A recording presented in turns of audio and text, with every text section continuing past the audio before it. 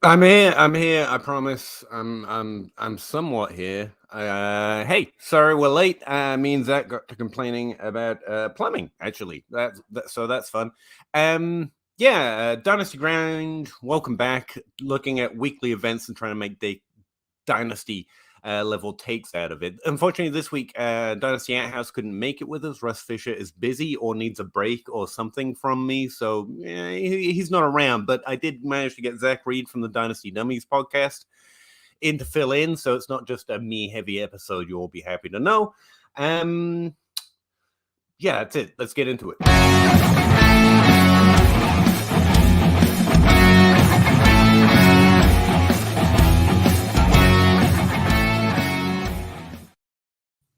Hey Zach.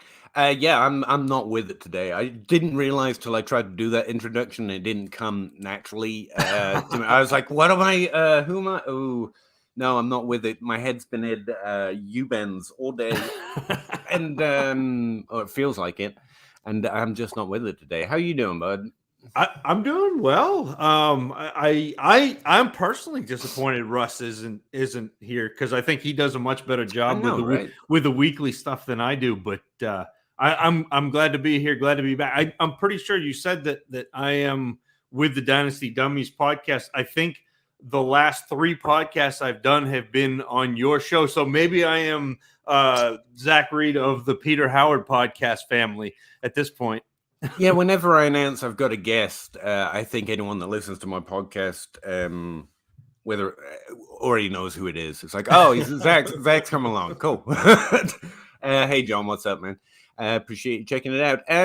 We try to talk Dynasty in a weekly lens. You know, things are happening right now. Some Dynasty teams are trying to win. Some are mine are all done. Mine, apart from one. Been done for a while. So what do you do? Often people in the chat just like to ask trade questions. Who should I trade for? Who should I not trade for? Would you do this trade? But often some other questions come along. We welcome all of them, obviously. So I didn't make notes. I didn't even make notes. Like what? Just I don't know what happened in week 10, despite having made projections. Yeah, I know some things, but let me ask more broadly. Like, who is? I've been trying to kind of frame weekly advice, like getting better at the weekly stuff this year. God, what are words anyway, really? And one of the things I've been doing for myself is trying to make like a tiered list of targets in Dynasty, and some are just in all situations. I try to make trades for these players. Obviously, it depends on the capital. You have or the players you have to trade or the picks you have to trade. A lot of things can trades are very situationally dependent. But I've been trying to think more that way. Some players I would be more gunning for if I'm winning, or more gunning for if I'm already done. And there are some evergreen or all-purpose players. Like Stefan Diggs a few weeks ago stood out to me as like the one elite Dynasty wide receiver, or wide receiver has been elite, who's still getting the volume but had not quite kicked off, especially with DeAndre Hopkins being more on team old guy. Diggs is still not thought of as old yet. I don't think he might be by this off season. So I'm trying to waffle here, but hopefully you've got some ideas on like who for you. Like for running back for us, it's been like evergreen. James Robinson and Darrell Henderson, and I think Myles Gaskin is starting to make the list. Now, running backs are always very much a right now proposition to me. But there are also some running backs that are pretty much in any team, whether you're winning or losing. I think it's a good idea to get Jonathan Taylor, DeAndre Swift, or Najee Harris, just because they're also young and getting the volume. But do you have any players in particular, any position, anyone in particular? Like if we had John Bosch, he'd just be talking about Kyle Pitts, for example. Well, so Happy week 11, Joe. oh cow, you look at your chat. Your chat is just lit up. We They're got expecting Russ. It's great when you got Russ and everyone's like, "Oh, Russ, yeah, let's go talk." To quote Bob Dylan, "It ain't me, babe." But no, we got some good things going on in the chat. We got a Juju question. I'm on the keep Juju side. Yeah, That's one of the reasons I targeted him heavily this offseason. It's because even if this happened, I feel pretty comfortable with like a 25-year-old wide receiver with a top 12 season on his resume. I think that's pretty good hold. But I mean, this is a worst case scenario, to be fair. And I've come to really appreciate Deontay Johnson or appreciate that I wasn't appreciating Deontay Johnson enough. He's been impressive last year, now this year especially. Claypool is interesting. Like someone was, and I haven't responded yet. Someone just asked me a Chase Claypool question because I'm like, I don't know where I'm at on him yet. But sorry, I ran on. Your Juju thoughts? No, I'm right with you. It's the old Jacob Rick Road with the chart about top 24 players and how they tend to repeat, and the fact that Juju is still young and potentially will end up on another team. Obviously, this year with the injury, with the situation, with that whole kind of Roethlisberger and that whole team has been not ideal for him. I was kind of surprised he ended up back there, to be honest. Yeah, a little bit. He's a team-minded player, a person, I guess. Like he likes, but that would seem like a personal decision. The other thing about Juju, though, and this has nothing to do with football, which I know you love. I know you love to just stroll with me down Narrative Street. But Juju Smith-Schuster is a guy I like to have on my teams because I enjoy him as a human being. And he's very fun. You don't always get that, and so anytime I can have a player like that on my squads, I'm buying in, especially because I believe in him as a talent too. Yeah, BJ, I think it's an interesting question because I don't think many people are looking to trade for him outside of me, and he's on all my teams already. So, like, I got no move there. I think he's a really interesting player to trade for because of that.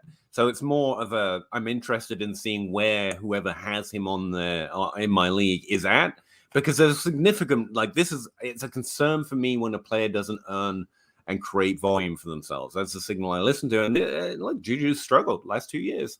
And that's notable. I think there are reasons to be concerned. I just find that it benefits me to, be stubborn about it. I remember who has been good. It might never happen again. OBJ definitely doesn't seem to be repeating, but it works more times than it doesn't. And right now, I don't think he's more than a second-round pick.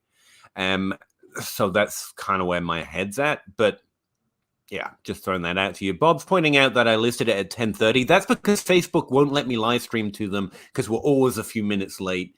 And if you're late, Facebook just like, no. And I figured that one out. But I did tell everyone it was 9:30. I'm trying my best, Bob, okay? John Sharkey, again, how you doing, bud? I've been holding Juju. Don't think you'll get... Yeah, that's the thing. What do you get for him? And that's the right way to think about it. Like, if you get a first, it's a very good trade for the Juju side right now. Personally, I'm still holding. I think this player is good, and I think I can be more certain of that than most rookie picks, unless they're very top tier, like, the top 3 picks, I guess. Maybe I would consider it, but personally, like I will take what I've seen so far kind of side, and no one is going to offer you a first round pick, so that makes him a hold or potentially trade for. We'll see what the offseason brings. A whole bunch of wild stuff into this equation, but right now that's where I'm at. I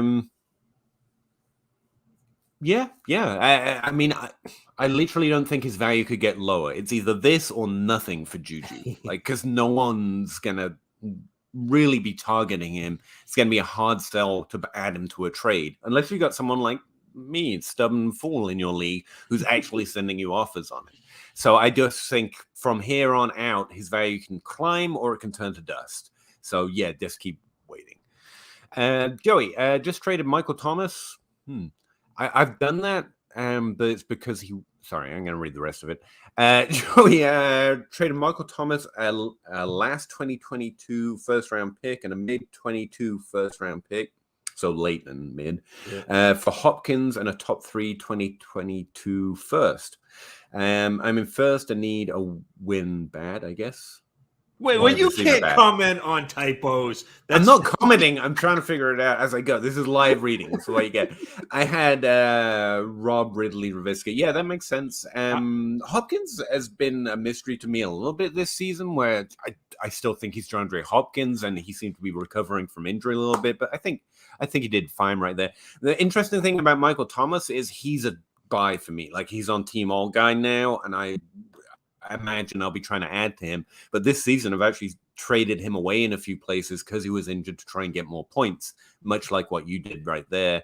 And the fact you improved your first round value, that seems solid to me. It's one of the weird things about first round picks, right? It's not an even line. Top 5 picks mean a hell of a lot more than late first round picks, even though a lot of the best players come late. Especially at this point in the season, I'm thinking of rookie picks of things I can trade more than players I want to select, though. But the fact is that higher ranked pick is going to have so much more tradability.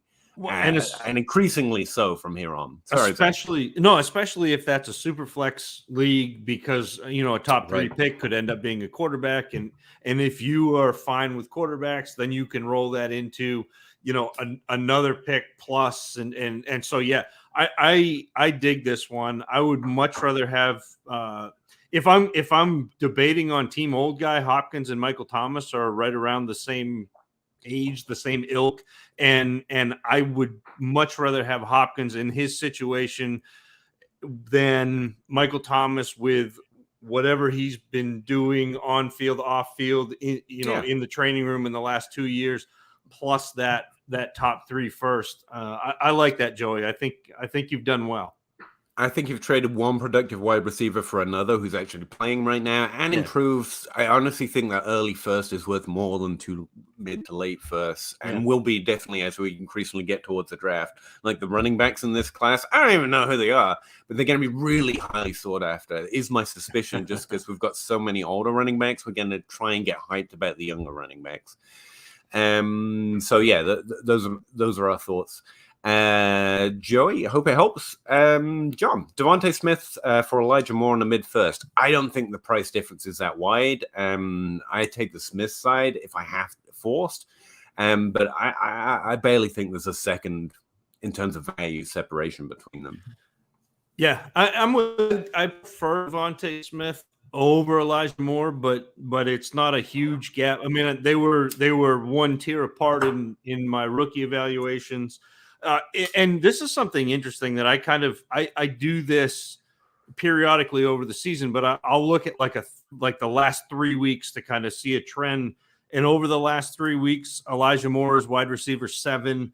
Over the last 3 weeks, Devontae Smith is wide receiver 9. So they're both putting up, even though you in your mind, you look at their season and you're thinking, wow, they're disappointments. They've really come on lately in less than ideal situations for both of them. Yeah, rookies tend to, especially at wide receiver. They score more points in the second half of the rookie season than the first. Both of them screwed me, though. Like, especially Devontae Smith, especially with his low BMI and all those bad narratives, I thought he was going to be one of my targets this offseason. And then he goes out this week and scores like 2 touchdowns. He's been too good, yeah. Just waving at everyone. Don't let that happen. Thank you, Mr. Smith. I thought we were a team, but we're not. JT all day. How you doing, buddy? Swapped ETN, Harris, and a second for Chubb and a third. Love it, especially for points. I would take, even if my team isn't winning, I would take Chubb. Age is starting to become an issue for him, but I don't care. He is the best runner, period, in the NFL. Like, not even like, so. and yeah, it's not close. And he can catch. It is close. He can catch a little bit too, but even with Kareem Hunt on the team, who's pretty good himself. I do think this is a Brown thing. Like, it's hard to separate out player from team and offensive line running back, but I don't care. Nick Chubb's consistently just been even better than he should be in a good situation. I think Chubb's the truth. ETN's interesting. Like, I think a lot of years and a lot of people are going to feel like I'm kind of done. Like, James Robinson's been a top 12 running back twice now. Like, I don't see, and I know nothing more about ETN. Good college player, good college prospect, high draft capital. I'm willing to just bet on the Rashad Penny trend. And even though the ETN has done, like, Penny legitimately failed to earn a role, to put it in one way. And that's not what ETN's done. It's just, I guess I'm just bored. I'm ready to move on to the shiny thing. But to be fair, ETN doesn't make that trade interesting for the other side as well if they're losing. So I think it's a fair trade all around. I just want to point that out. Woo, one. Is Julio worth trading for in Dynasty at second round value? I think, yeah. I will trade a second for Julio. Yeah, I do. So, I mean, you've heard me talk about this before, but you and I are very different with the way we treat our picks. But anything after the first round for me, I am shipping. And if I think that, I can potentially get a couple of weeks out of Julio at the end of the season, and that's got a chance to win me my championship this year, hell yeah, I'm doing it. If you're trading a second for Julio and your team is not very good, I'm probably not, just because he's at that point in his career where we don't know. And I just saw, and I don't remember who it was, if it was Jacob Rickroad or it was Adam Harstead, tweeted out something about how players don't have a curve like we think of their careers having an arc, crest and then falling off a cliff. It's they're productive and then all of a sudden they just disappear, or something else. And so we don't know with Julio. So if I'm competing, yeah, hell yeah. If I'm not, I'm not going to take the chance for next year. Is Julio on IR now? I thought he went to IR. He may be, but it's the IR is weird. It's like a 3-week IR now. Yeah, now in COVID times. What I threw out on Twitter the other day was I probably value Julio the same way most people value OBJ right now, and they're kind of in the same age category. But people know they're taking a risk with OBJ, but he's young and he's actually playing right now, and they know there's upside there because of his past history and Matthew Stafford and everything else.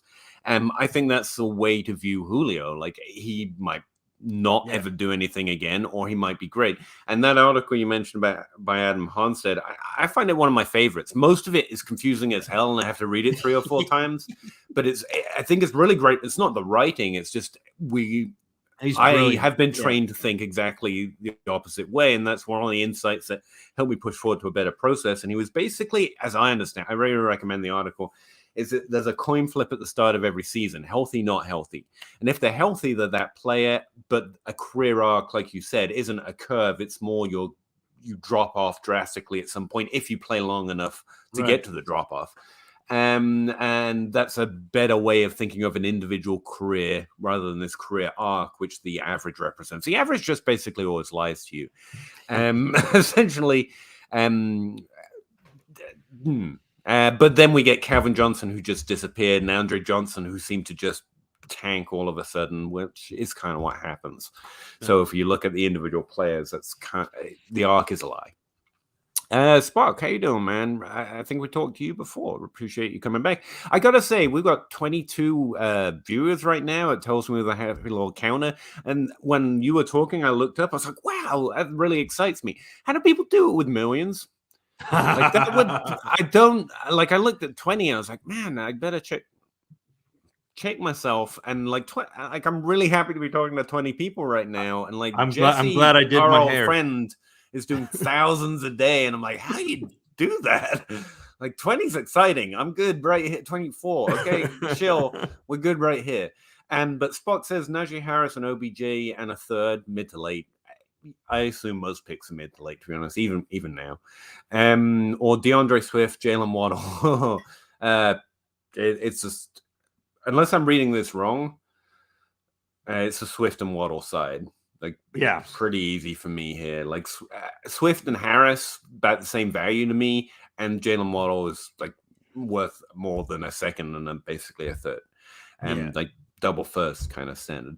Standard scoring 12-team Superflex, which does matter, but it doesn't change my opinion in this case. And I broke it down for you. I think Harris and Swift are in the same value tier, especially thinking to this offseason, to use a John Bosch trick, try to project next year's ADP and try to value players that way. I think they're very much in the top tier, young, productive running backs, when the best running backs, in my opinion, are definitely getting older. They're 25, 26, have had injuries already, and we're going to start to get nervous about them. And so you're going to see Jonathan Taylor, Najee Harris, and Swift at the top.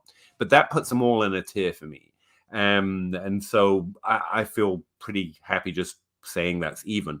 OBJ has all the upside, But we've been saying that 2 years, and at this time, I feel like I have to take at least a partial L on buying Team Old Guy players and remembering that he's been good.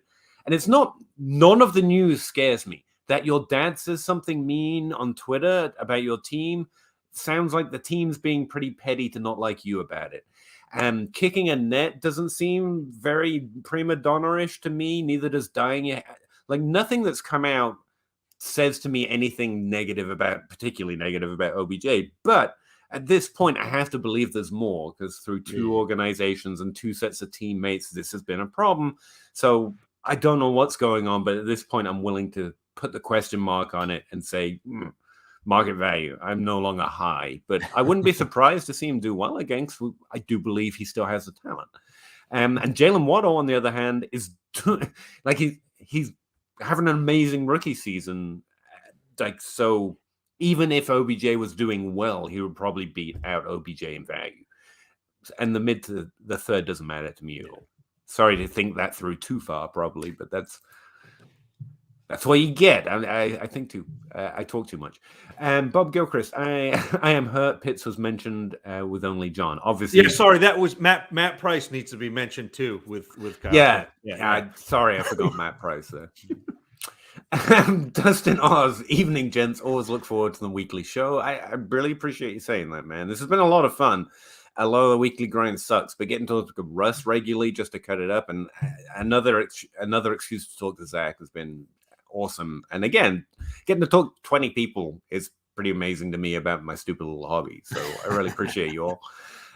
Caleb Puckett, what is your evaluation of Michael Carter's value? It's a real good question. Thinking value, I thought you were going to ask about this week, and I'm actually kind of excited about him this week. Will it be the highest this year, or will he hold ascend in the future? That's the right question. I'm not the best at guessing. It's John Bosch, or in fact, Bob.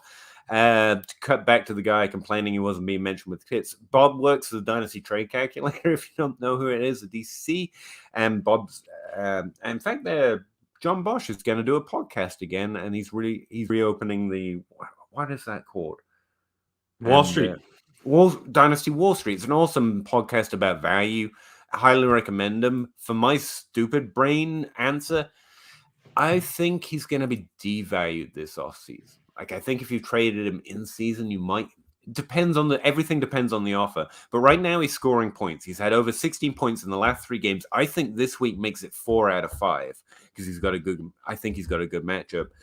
He's a good player who's good receiving chops. On a team that's right now using them pretty well in the rushing game. I think by the time we get to the offseason, we're reminded that he's a small pass catching back on the Jets, and his value drops a little. So I will be exploring offers for him in season right now. But yeah, Zach? No, I'm with you. And I think that, well, he said 4 touchdowns and 104 carries. I think he's good. He's scoring a touchdown every 25 carries, though, and that's a bit, that's pretty tough to sustain. I mean, that's like a touchdown a game. That is a good point. If you're an every down back. So, but I do like him as if he's your second or third option, like that's gravy. You probably got him in the mid-second round of your rookie draft, but if you can turn a guy you got in the mid-second round of a rookie draft into an early first at this point, then that's a win. I don't know if that's a point worth going into, but it's interesting. If Keyshawn Vaughn was having Michael Carter's season, people would be victory lapping it. I feel a lot harder, and his value will be a lot more solid. Because believe it or not, I find in Dynasty, I intentionally have a hard time letting go of shit and things and valuations. And where Michael Carter was ranked a little bit below by most, and for some reason we're more willing to downgrade him by the time we get to the offseason. Michael Carter is someone I want this season if I'm trying to compete. And very much like Zach said, as a third option. I think his value drops this offseason, though. If I were to guess, and running back is kind of always sell him if you're not using the points. And I like him. I liked him coming out. Like I had him at like 4, I did like too. like running back 4, or 5 or 6, like right in there. Like you had Javonte and Harris, and then Etienne Gainwell, and then it was like Michael Carter, Jamar Jefferson, like right in that area. I kind of But love that type of run. We talked about yeah, him on Crossroads. I was like, he's a smaller guy, but he's he's a thick pass and catcher. he's a pass catcher. Yeah. His team seems to value him. I think he's good. It's just, sorry, Karen. No, I'm you and I are in lockstep on this. It's if you can get somebody to overpay right now because he's been the running back 3 over the last 3 weeks, then do it. All right. Do you like the new background and stuff, by the way? I like they finally came through for us and put some time in. And again, Moody from DLF actually made us something instead of something I whipped up on the internet in 5 minutes. And I think it looks swanky, but it's just fitting. Dynasty Outhouse isn't here for it. Don't you think? I've been mesmerized by the background. So beautiful. I was bumping to your 2 opens where you had the countdown, and then you had the next one, and then all of a sudden it comes in live and it says now with Russ Fisher. Yeah, sorry about that. Okay. I see how it is. Well, you're a guest. I don't know what to tell you. You refuse to be a permanent fixture. Joey, in first, good job. Clinch playoffs. You probably should not ask my advice. You seem to be doing fine, but I'm happy to offer an opinion, man. Team looks great except for my QB2 in Superflex. Yeah. I have Mahomes, Lance, Watson. That it is a little rough at the QB2. I have my QBs long term. I don't think you do, to be honest, but that's me. Big Ben's a rough spot for your team for sure. If you're asking who I would target as a QB2, it's Tom Brady in Dynasty. And like that's the thing that I mentioned a few last time we had this question, and then I was like, wait, no, forget all that. Just Tom Brady. No one wants him in Dynasty. He's scoring points, and it's Tom Brady. So Tom Brady's probably the answer. I think Dak's a little undervalued right now. If you want someone with a little bit more long-term value, or Jalen Hurts, just don't care that everyone thinks he's done. Like I think he's a little bit better than that, and he's actually still scoring points, and so you could think of it as a short-term bet with potential long upside. Those are the names that occur to me. Anyone else for you? No, I like that. The way I would attack this though is I'm still not convinced that Deshaun Watson plays next year, which I know that's like projecting out, but like he has either got to go to trial or settle, and then once that happens, he still has to face punishment from the league. Like he's not being punished yet.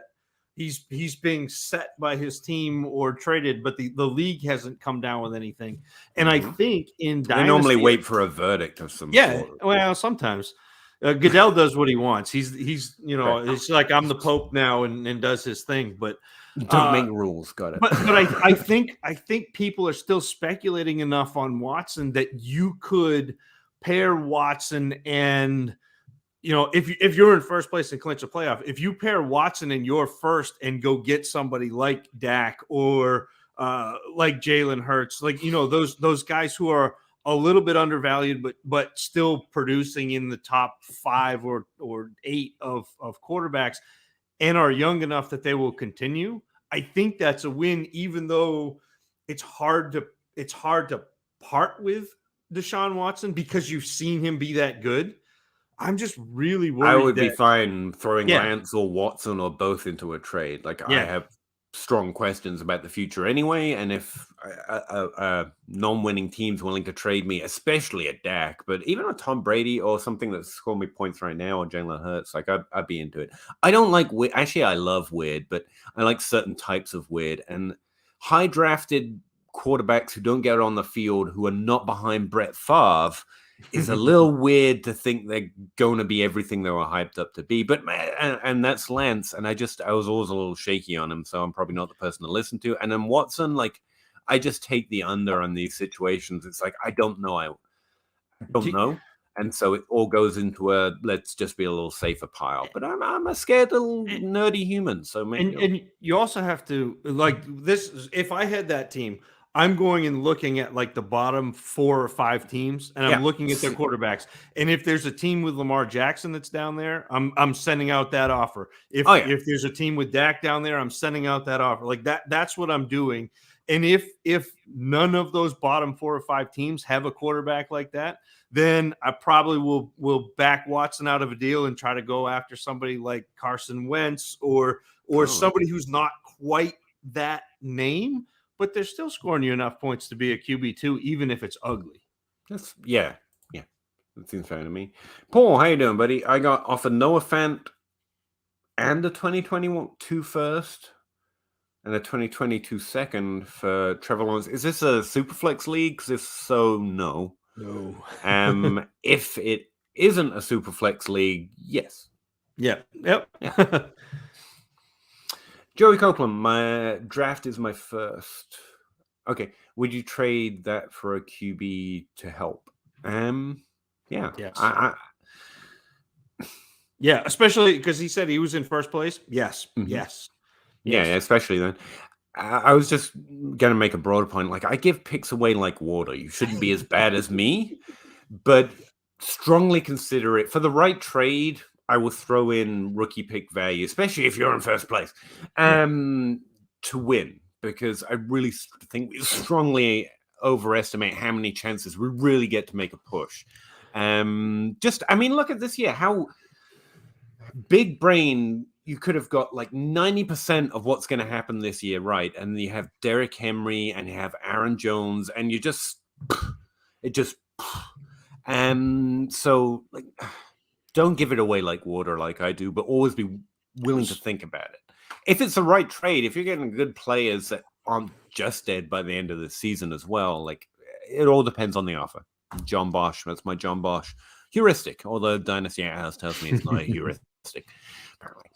What time of year do you guys really start paying close attention to the upcoming draft class? I've been watching a lot of college football, and it's a blast. Don't do it; it's a waste of time. But it's a lot of. Here's the thing: I'm barely able to get into my tiny little brain NFL stuff, so I don't actually pay attention to college football at all. But I do research for them as they enter the NFL. So pretty much this off season, when we start getting a good idea of who's declaring, that's when I'll start collecting birth dates, collecting data, stuffing them into a sheet, and pretending they've never been on a football field and there's nothing to watch. Ooh, I don't watch film. Look, I can start after the season. Well, the longer I go, the more I realize it would be really good right now to have a better idea of the 2022 class when I'm trying to make trades based on the future. I'm one man and I'm very slow and stupid. So I don't get to I don't find enough time to do it. But honestly, right, you're watching already, but definitely check out Ray GQ. Definitely check out Kane. Travis May from RotoViz. Like, I follow them and I have their announcements, and most of the year I'm ignoring it, but especially right now when they pop up on the thread and like, what was that name? Okay, I need to know that name. Because they're already like fire analysts doing Devi right now, and probably start to become aware. And you're already watching, so you're ahead of me, man. And you probably should be. Well, and to your point, like I don't watch college games like now. I still haven't watched college football. It will be 2 more weeks for me before I start watching cut-ups. But I have, and it's funny you mentioned Travis and Ray, and like I have a running DM with myself where when they tweet a list of players, I just send that into my DM. So when I get ready to watch, I have a list of players. I don't have a ranking, but it's it's a list of these players that I need to watch. And so in a couple of weeks, I'll start watching. And then by mid-January, I'll have a pretty firm grasp of what I think of probably the top 30 or 40 players for fantasy football. And if you're a fantasy football player, I know everyone talks about, you got to get into Devi or you got to watch fantasy. Your rookie draft is not going to happen until probably April or May. You don't have to make a decision until your rookie draft happens. There will be a lot more information that comes out. So have an idea about these players, but don't set it in stone until we get to April or May toward your rookie draft. See, that was always and it still is, like, I get burnt out with rookie content. Like, by the time we get to the rookie drafts, I'm like, I've heard the same thing and said the same thing so often. And it always feels like I'm behind when I start my research. But then, like, 4 weeks in, I'm like, or I'm going to have to be saying this stuff for 2 months now. Yeah. But I will say this season, I've really been thinking, like, just having the heads up of what type of class it is. But I kind of get that passively just by following Travis, following Ray GQ, and having a pretty good idea of where the class is, even if I don't know a lot about the individual players. But the ultimate answer is you should get increasingly interested as a single season rolls on, where I've become so much of a content monkey. All the shark is gone. It's more about I have so much time to spend doing this, and so I don't have to have that content ready till then, so I can put it off a little while. But you, as just someone actually able to just have fun doing this, just get increasingly interested. If you're watching the games, just having fun watching the games, I think that sets you up pretty well at this point. And yeah, follow those guys. Bob Gilchrist. Don't know. I don't know. Contenders have been moving Juju for AB reserve on rebuilds. I don't know what that means. I don't know. Revert. He's saying if he's a contender, he's trying to get Antonio Brown for Juju. If he's on a rebuild, he's sending Antonio Brown and trying to get Juju. That's a good valuation. Yeah, that's fair.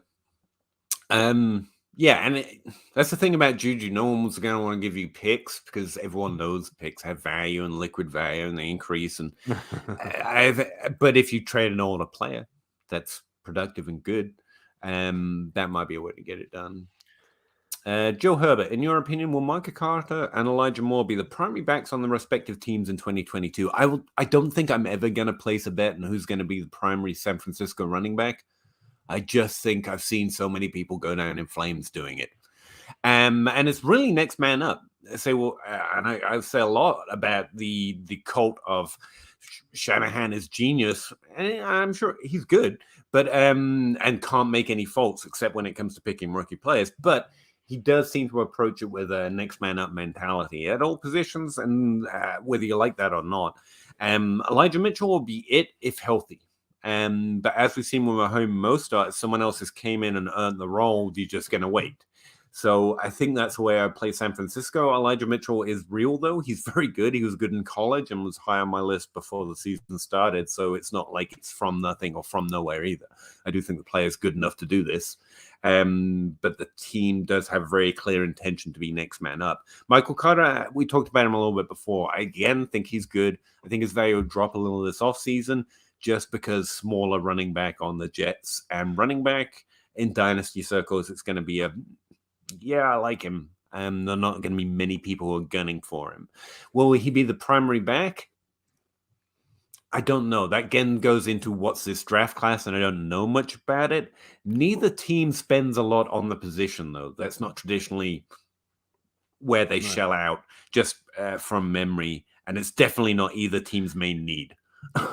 So probably it also depends to me on what you think a primary back is. Are you talking like they're never, the Jets are never going to fantasy option. That's and in terms of fantasy, I would much rather have Michael Carter because I think the receiving upside for him he's had a couple of games. He's had a 9-target game. He's had a 14-target game. He's only had 2 games this year, less than 3 targets. And if you're looking at carries, I mean, he's not getting very many carries. I mean, he has a season high of 16. Yeah, he's kind of discount Gio, and that's discount because I love Gio Bernard with a passion. No, and he's a guy like. I always talk about pass catcher plus. That's exactly what Michael Carter is, because he's a guy who is going to be the pass catcher. He's going to be a very good pass catcher. And if guys get injured in his backfield, he can be the main back, but he's not going to be, 25 carry, 20 carry guy. He's only got his high this year for rushing yards is 77. Yeah, like he's only broken 50 twice, what do you but think? he's been very good. I was trying to do the reverse of that for Elijah Mitchell, because I like Elijah Mitchell fine, but I don't think of him in the same way. I think he's a good, solid receiver and stuff, but like Philip Lindsay plus, would that be a fair corollary? Like, I mean, he's more of a Philip rusher Lindsay than a was pass, pretty but he good for a can couple of years. catch, and he Yeah. will, and they are using him that way. But yeah, that's one that came to mind. Caleb, how you doing? Would you sell Kenny after he had a few good games? I would sell Kenny Golladay whenever I could. Yeah, I like. It's I disappointing, like Kenny Golladay, but especially a guy yes. who likes to remember who a good player is. But like, this is just it wasn't when he wasn't injured. It was a problem. It's like Juju, as if his value had already turned to dust, with less reason for him not being there. I mean, like, they clearly wanted him to be. I think he's clearly done it in the past. I don't know what the mystery source is there, but yeah, I think the value's gone. He's getting older, but by the time he could have good games again, I imagine the value is going to go way down on him anyway because of his age. Yeah, second plus, I'm selling Kenny Golladay, and it feels bad because I really thought he had top 12 upside this year. It's a miss of mine. Zach Cole, start 2. Oh, okay. I'll try my best. Bateman, Jacoby, Ramondre, Tony. I actually have to pull up project. I think I'm low on Bateman this week, and it's just because Vegas isn't predicting enough touchdowns to get him one when you've got Mark Andrews and Marcus Brown behind him. Tony, though, I think I'm a lot more optimistic than some, just because he's back healthy. Ingram refuses to score touchdowns. Apparently. And Evan Ingram, I was thinking of trying to write a funny tweet about this, but they keep making me cry. But like, I got everything right about Evan Ingram, apart from the fact that fantasy points would follow if it all happened. Like, that's the missing part. Do you have a start sit while I look this? Well, I noticed Ramondre Stevenson is on that list, and he's been pretty good. He's been the running back 11 the last 3 weeks, but I just saw a Reese tweet that Damian Harris is back at practice and out of the concussion protocol. So that kind of puts a little bit of a damper on Ramondre Stevenson for me. It would probably, right now I have it as Stevenson and Bateman, but yeah, projections are going to change with that news. So right. Yeah, Tony and Bateman would be my next leaders. Look, Jacoby Myers had his touchdown. He's a different. He's got one game in a row. Another one's a streak. He's not due one anymore. But yeah, I think he's going to be at the bottom of the list. You can start him because honestly, some of these are pretty tight together, and Jacoby's very good and capable of having a solid outing. But I think he's going to be at the bottom of the list outside of Ramondre Stevenson getting demoted because of injury news. But right now, today, you're asking me right now, it's Stevenson and Bateman for me. But Tony's in that mix as well. It just depends how confident you feel he comes back to having something of his role this week. And I think the team's deprived enough that an athlete like that can make something happen in that situation. So he would jump above Stevenson for me, and I'd start him and Bateman if Ramondre Stevenson starts getting not the work news because of injuries. I feel like I've answered this question, and yet I made it so complicated you don't know what I tried to say. Bateman, Tony?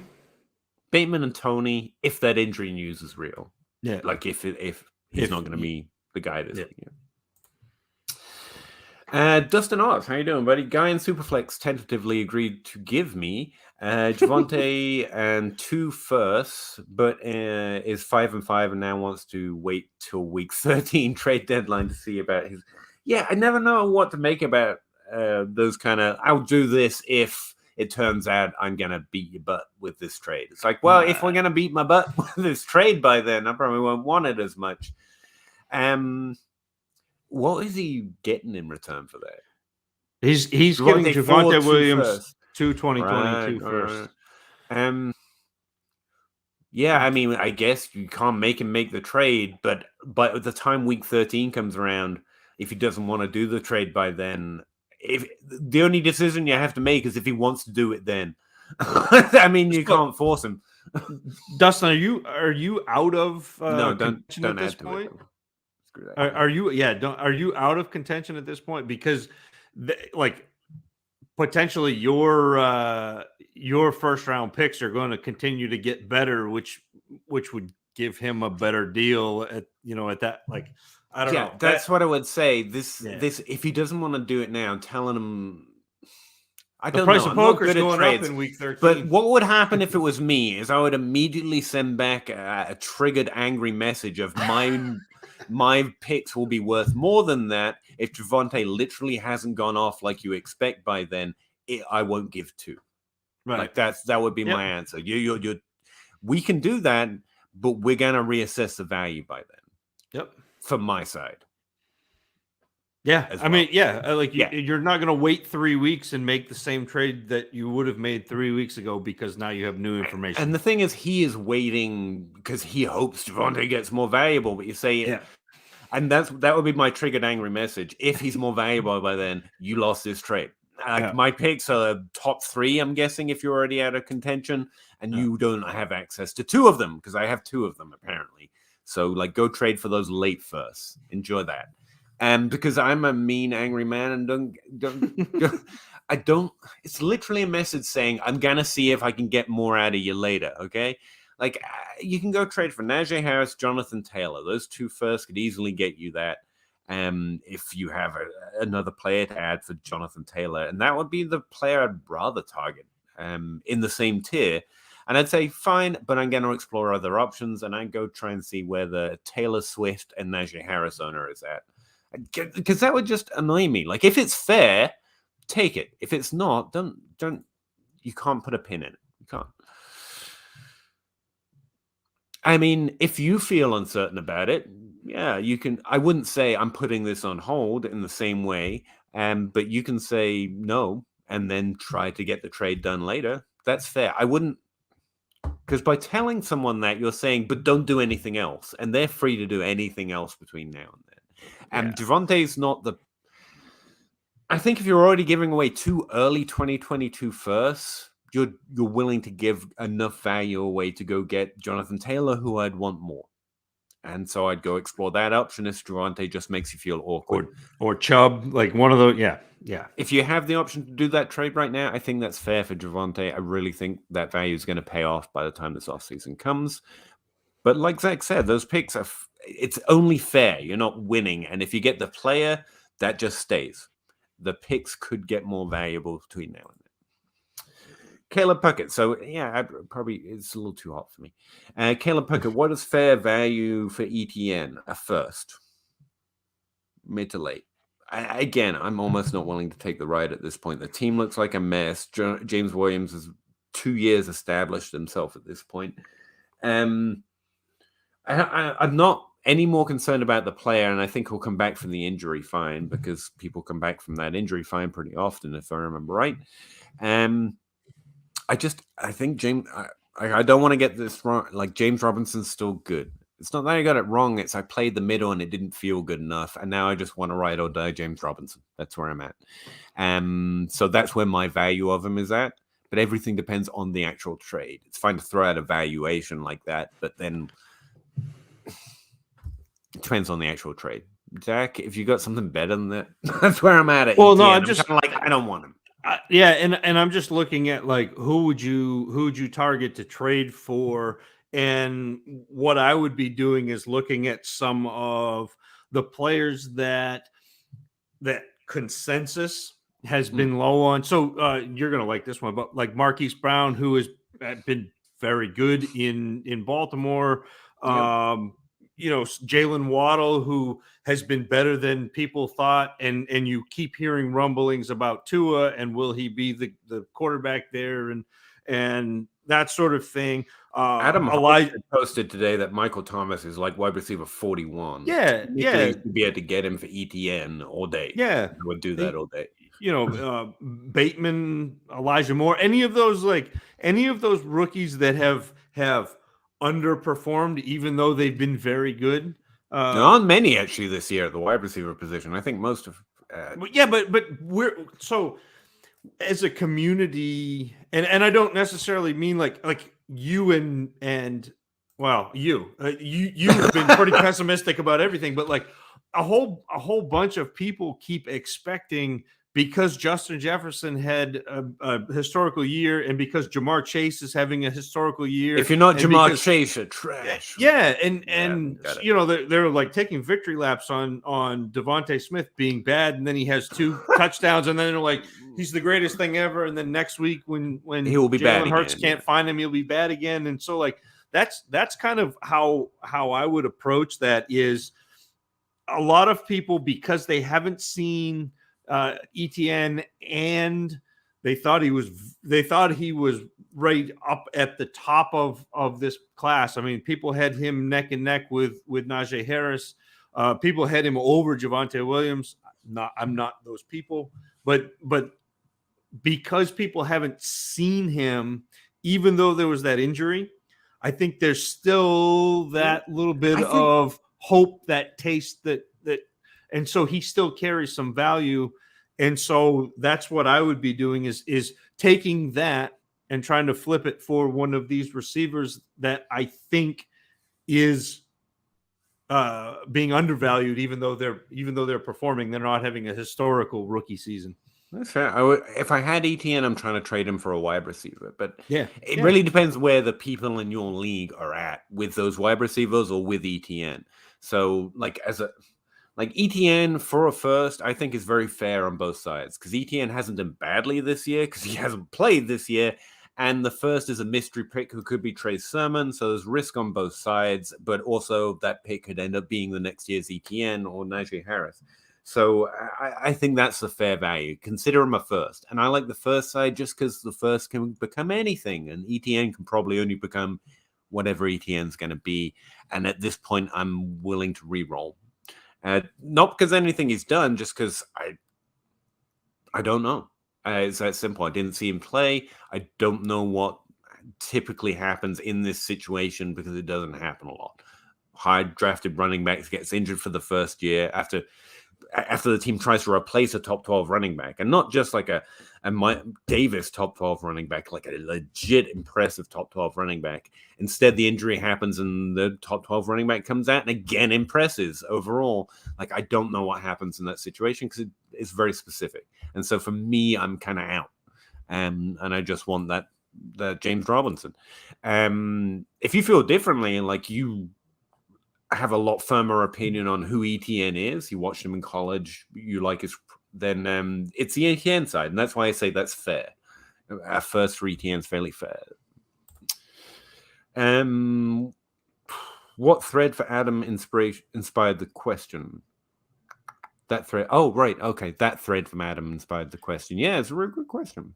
I find if you listen to Adam enough, you end up, having good questions and also good answers. He's an interesting fella. Seems to utterly hate me most of the time.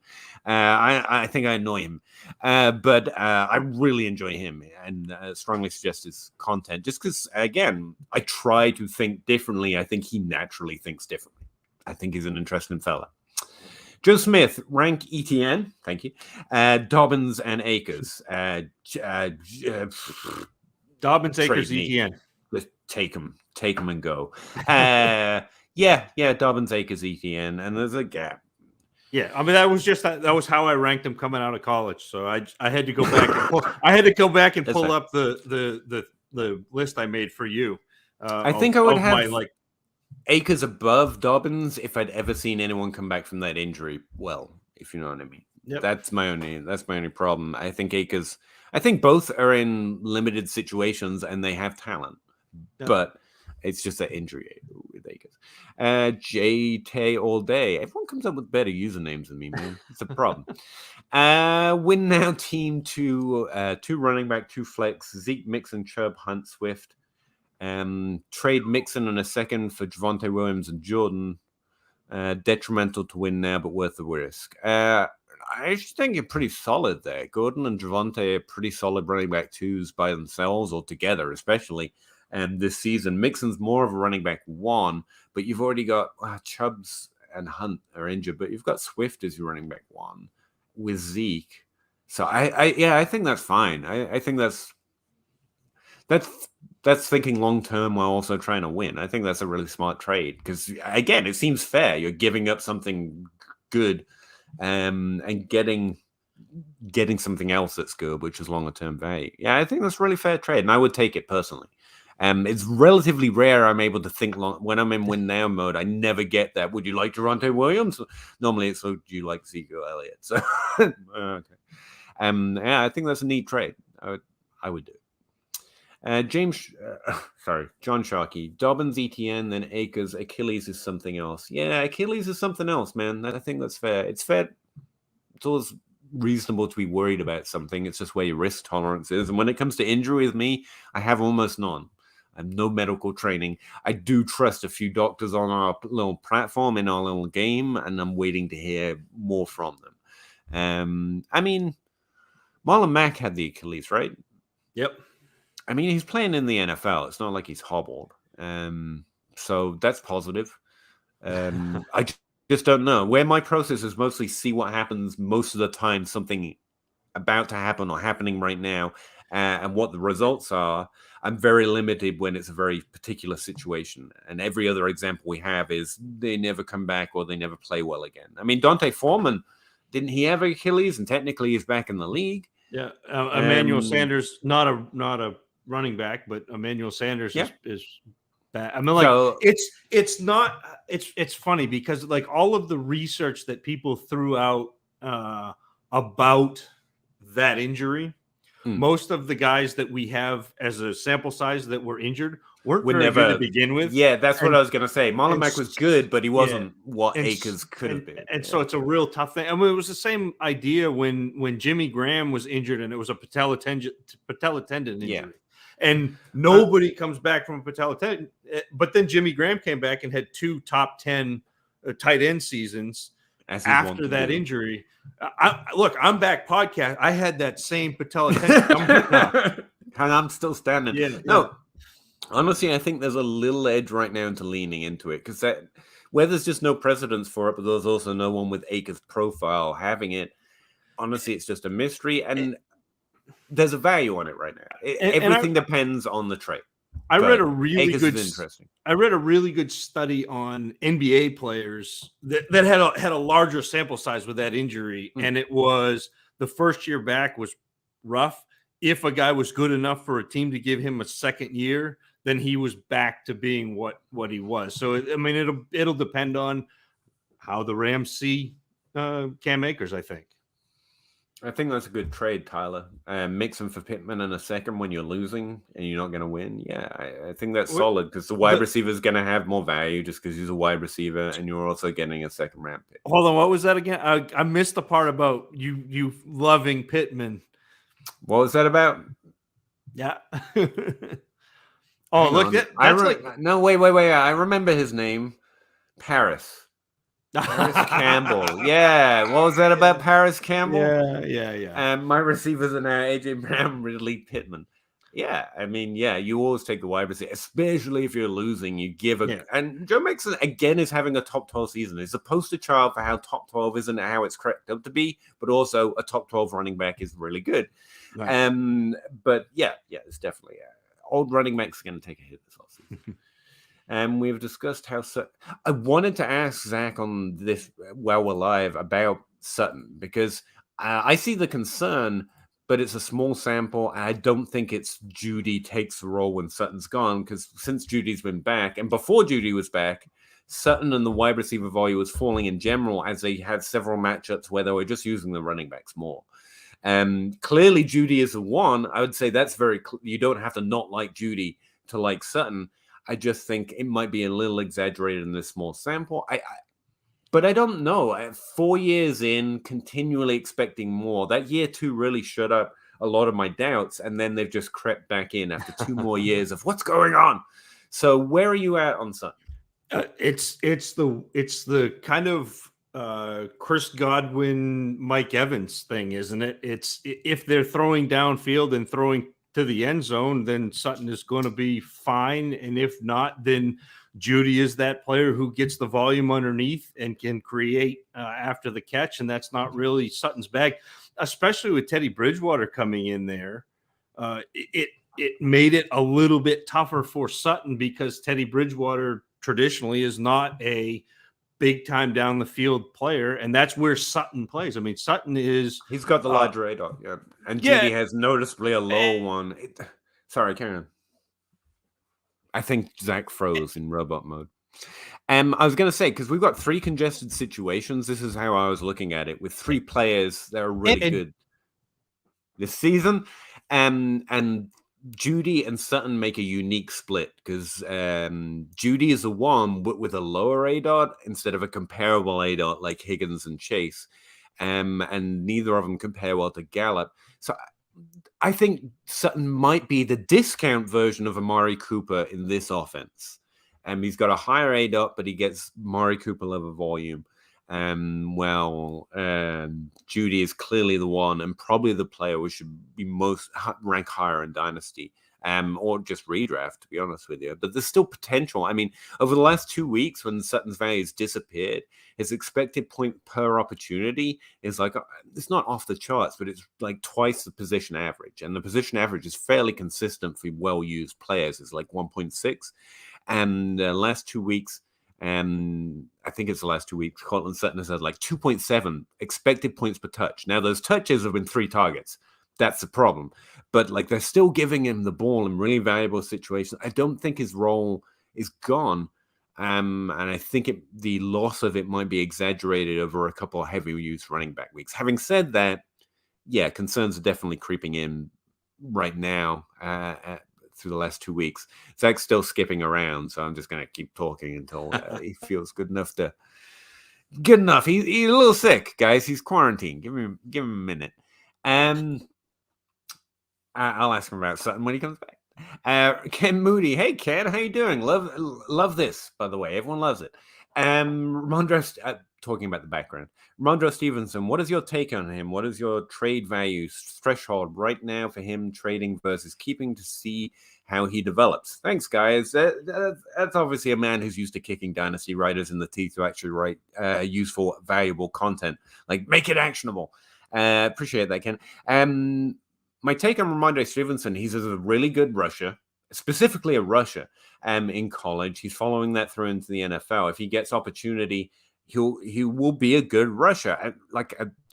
Ramondre, Raheem Mostert. Not that they play similar, but when they get volume, they're really good on it. I don't think he's much of a pass catcher, but I definitely think he's capable of doing this. Like most human beings, so he can catch the ball if they want to use him that way. But in New England, they're going to use him well when they need to. I do think he's a rushing running back, but long term, I don't think there's a lot of value there because he's a New England running back who mostly rushes. So if his value peaks up outside of just being a good player who can get volume and do well on it when he gets it, like if it's above a 2nd round pick, I'll take the value on Ramondre Stevenson in most situations because those players, their peak value tends to not come back in fantasy points, if you know what I mean. Zach, are you able to weigh in on that? Can you hear me? I can hear you, but it's very robot-y. It's very Maine-like. Remember Zach lives in Maine? I live in nowhere, but he lives in nowhere, Maine. It's a very different problem. But that's where I'm at. Where his value at, the over-under is at a 2nd round pick. Anything over it, I'll take the value. Anything at it or below it, I'll take Ramondre Stevenson. I think he's a good player. And how he develops, I know. It's a not weird question. It's an interesting question how a running back develops. Because I always think their skill sets are pretty well set by the time they get in a team. I tend to think of teams using them for their skill sets rather than developing them. I think that's much more of a receiving trait that teams will try to work them into the scheme or get them worked into a scheme. Running backs, it's not a simple job or an easier job by any means, but I don't think about their skill set that way. Maybe Zach will have thoughts on some of that at some point. Who knows? Am I back? This is the dirty. Oh no! No, I can hear you kind of. I'm not back. Gone a little. Am I back?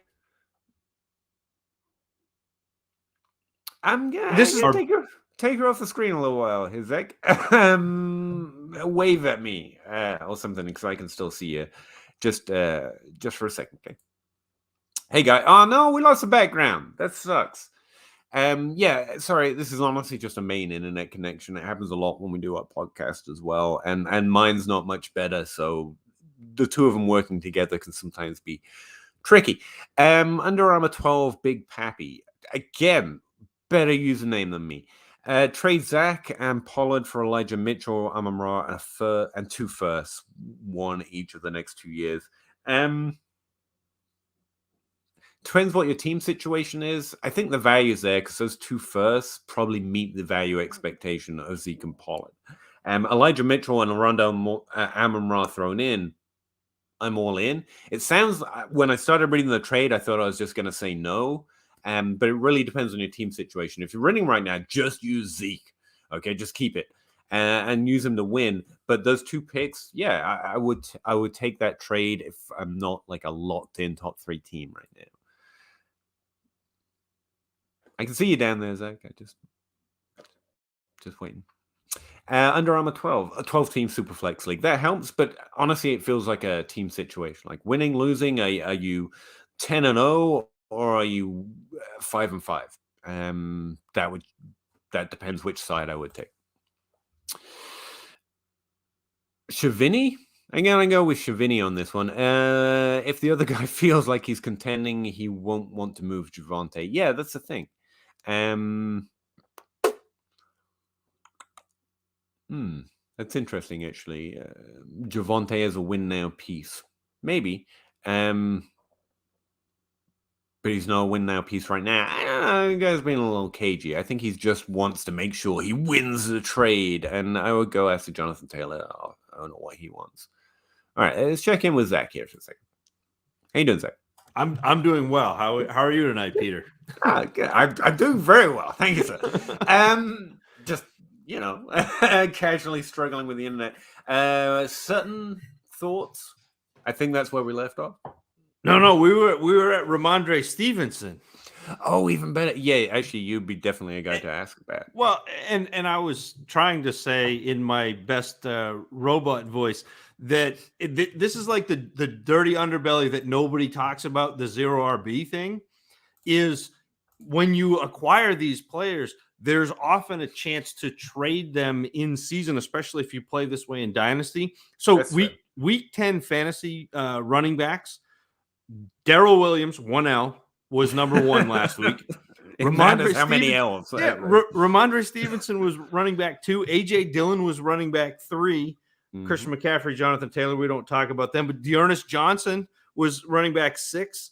And Mark Ingram was running back 8. And this is like a 0 RB wet dream here. We're like, this is what you do when you draft those players, is you're looking at guys who are going to be the backups to potential top 12 running backs, because in weeks where those running backs are out, you're going to get fairly good production.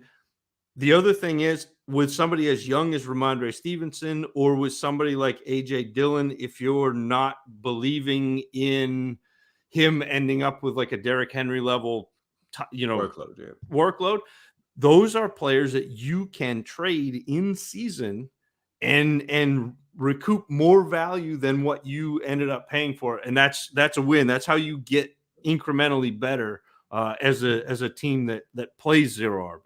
Yeah, honestly, it's a way taking deeper shots at running back and rookie drafts pays off, because it's now trade them season. Yeah, that makes sense. Jason Brehurst, I've messed your name up before. You've been here before. Don't lie to me. I appreciate you coming back.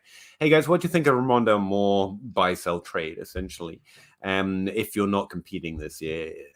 I think he's been used real weird, but I'm not so worried about whether you fit your position title. I think he's a remarkable player. I think the team seems very eager to use him. He's going to be a difficult rookie evaluation, where he has had such a different role this season compared to most wide receivers. Very low ADOT, like a running back. But you know what? Deebo Samuels exists, so screw those guys. I think he's a really good player, both in college and in the NFL. He's getting touches at the NFL level as a young rookie player on a team. I think that's always impressive to me. And as a non-contending team, that's exactly the type of player I'll go after. I think Rondo Moore might be one of those players that people might think because they didn't score many fantasy points this season had a bad rookie season. And I don't think I would trade for it. Yes. Yeah, and you like Rondell Moore? You know me. I absolutely love Rondell Moore. And he is 10th. He is in the top 10 in yards after the catch this year in the entire NFL, counting running backs, not just receivers, but top 10 yards after the catch. So, yeah, again, we're looking at these wide receivers, and if they're not turning out like Justin Jefferson, you're a disappointment, except he's really been pretty good. By the anti-Mike Evans. That's all I'm saying. Under Armour 12, big Poppy. Poppy. Also, thoughts on Tua. I actually have him on a quarterback in Superflex leagues I'm interested in trading for. Miami doesn't know what it's doing or believe in him. I think the community's starting to turn. I have seen good stuff from Tua. I'm really interested in him. Trade for a second and Goff all day. Michael Carter and a first. Is that Tua for all of that? Tua and a second for Goff, Michael Carter, and a first. Sure, I guess. Yeah, I would take the Tua side in that, but that means both sides are probably getting a deal once you add the first in there. But Michael Carter is going to be productive. I think he's good. I think he's going to be undervalued this offseason. I just want Tua in a Superflex league. I really think he's like one of the last few players on the list that could have serious upside. It's him and Justin Fields. And Jalen Hurts is already there, but he's got a discount because no one thinks he's any good for some reason.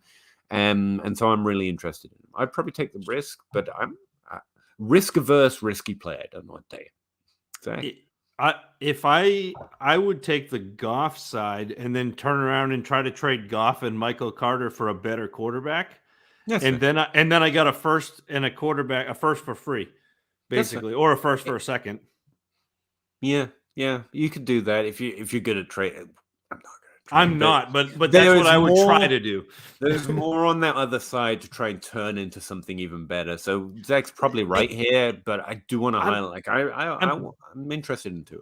I'm trying to get better at this, and I had a big thread probably Friday or Saturday or Sunday this past week about this, and it's Russ. So I'm gonna pretend I'm Dynasty Outhouse for a second on the bottom of the scroll, but I think that oftentimes you get caught in thinking of a trade as its own singular unit, and Russ doesn't do that. And that's what I am trying to get better at, and I'm trying to get other people better at that too, is you can cascade trades. So that trade isn't just Tua and a second for Goff, Michael Carter, and a first. It's Tua and a second for pieces that can become something else.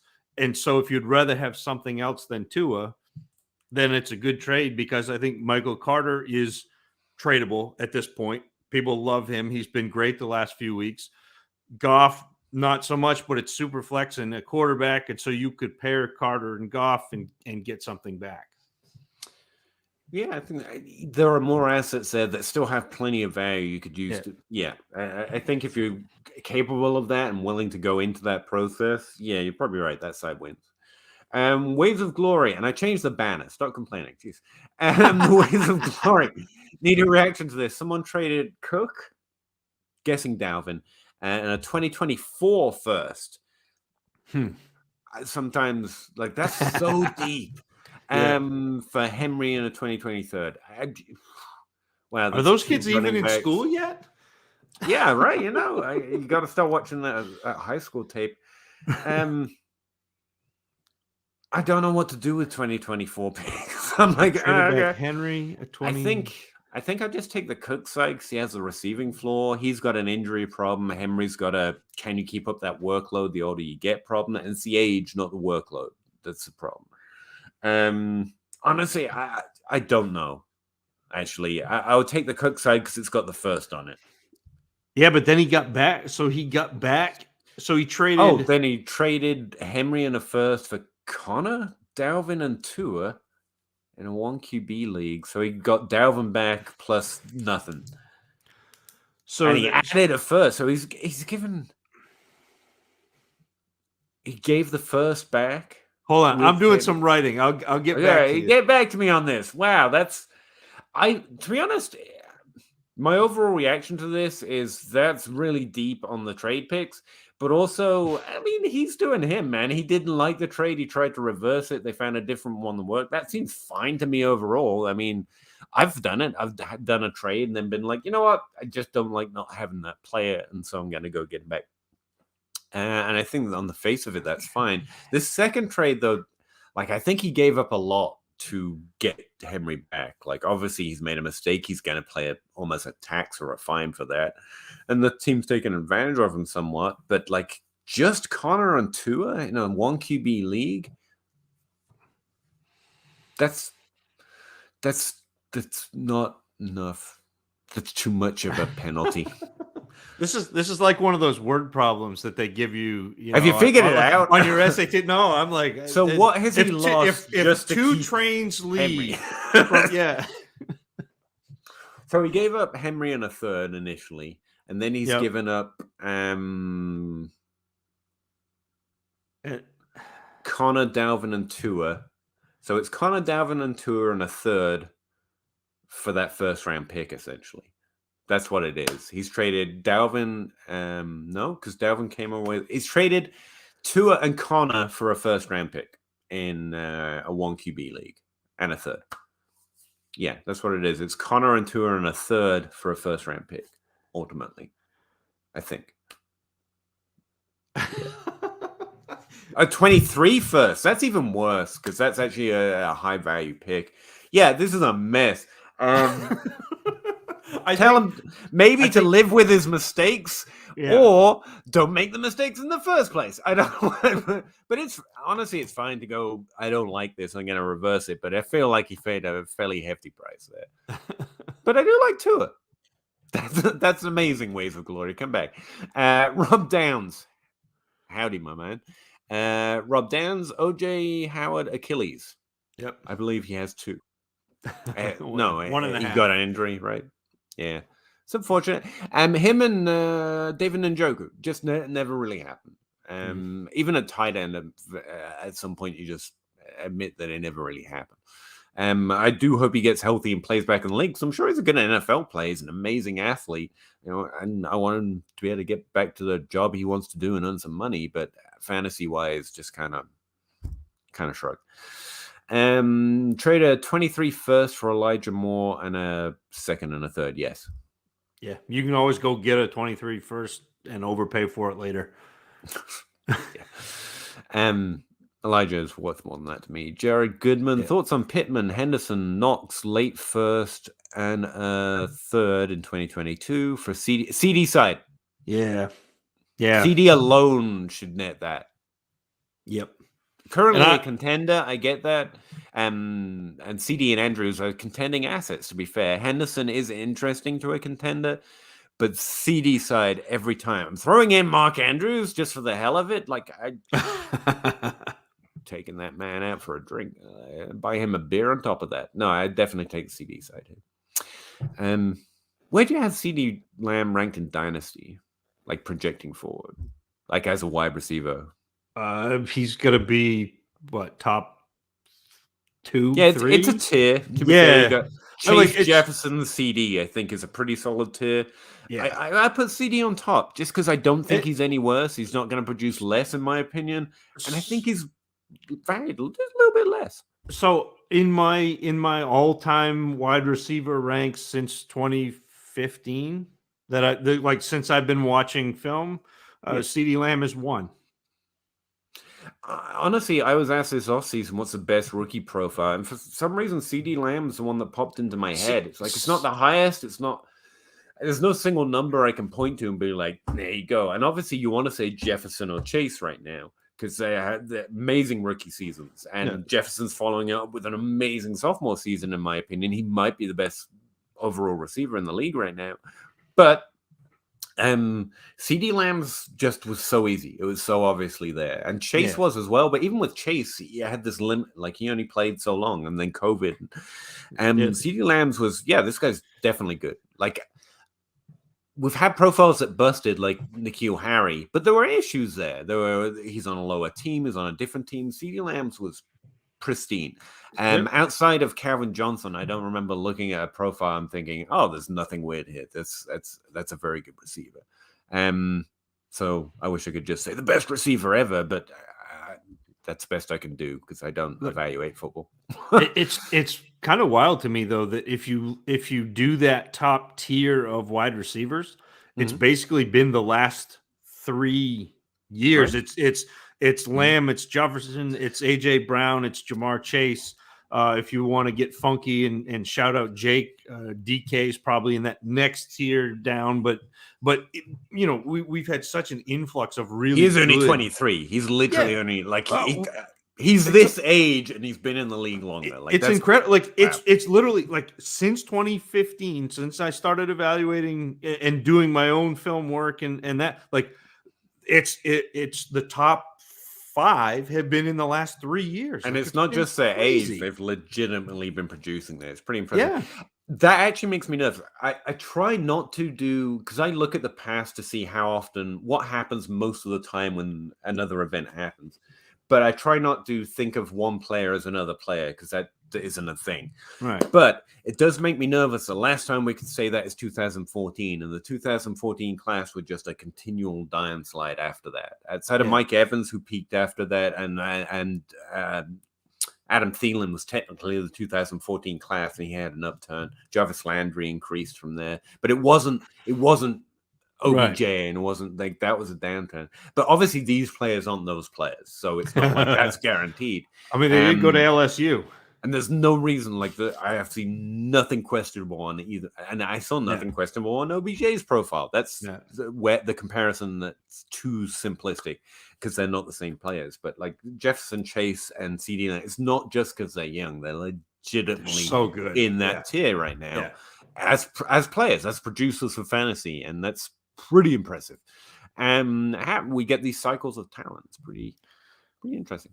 Goodman, Kamara, Swift, CPAT, running back still. This is to do with this trade. I don't care. Not that this doesn't matter. I really appreciate you providing the full context.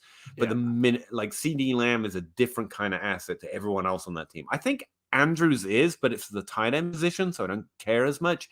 But he's just, in terms of dynasty, different kind of asset. So it's like Patrick Mahomes. Lamar Jackson's better, and he's in that tier for me.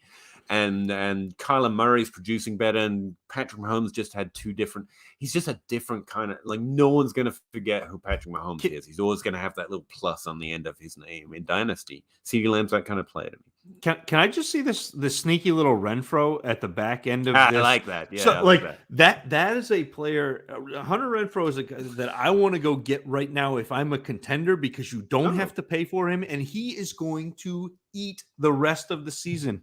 It was a horrible thing. I can see it. The rug situation, but the last 3 weeks he's been wide receiver 21. He only played 2 games.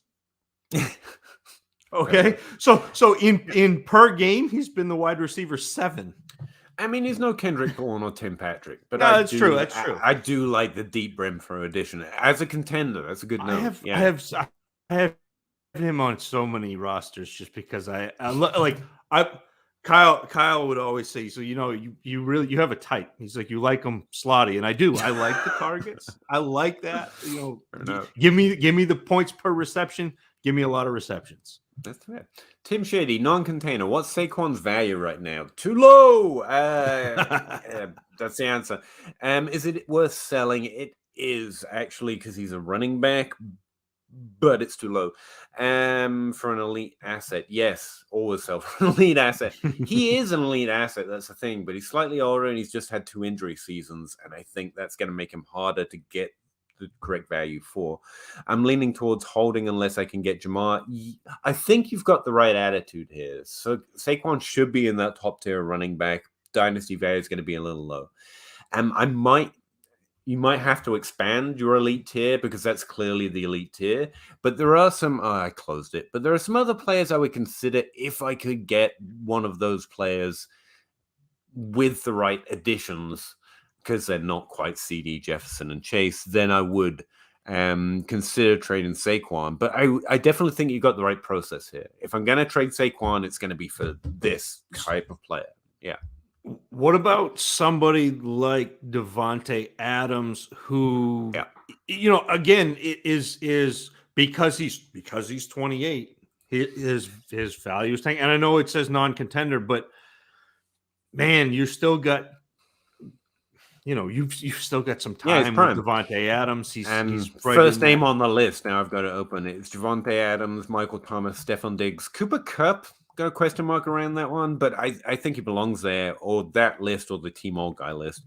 I do think if you just want younger, though, Terry McLaurin, 25, he's slightly older than that tier of yours, but he's in that production zone on a worse team, to be fair. And then DJ Moore, if he can ever score touchdowns, I consider it. The other two names are Debo and Marquez, but I'm really not sure what to do with them right now. But like for those level of producers instead of those level of elite assets or value, which is what you're talking about in addition to their production, Chase, CD, and Jefferson. Like I have an elite tier. If I can get anyone on that tier for Barkley with the second or the first added, depending on who it is, then I would consider him. But I wouldn't trade him outside doing that. That's a really good process, man. I'd stick with it. Tanaka, what should I do with Henderson? It's a good question. I think he's going to keep scoring points and be a real usable running back here down the stretch.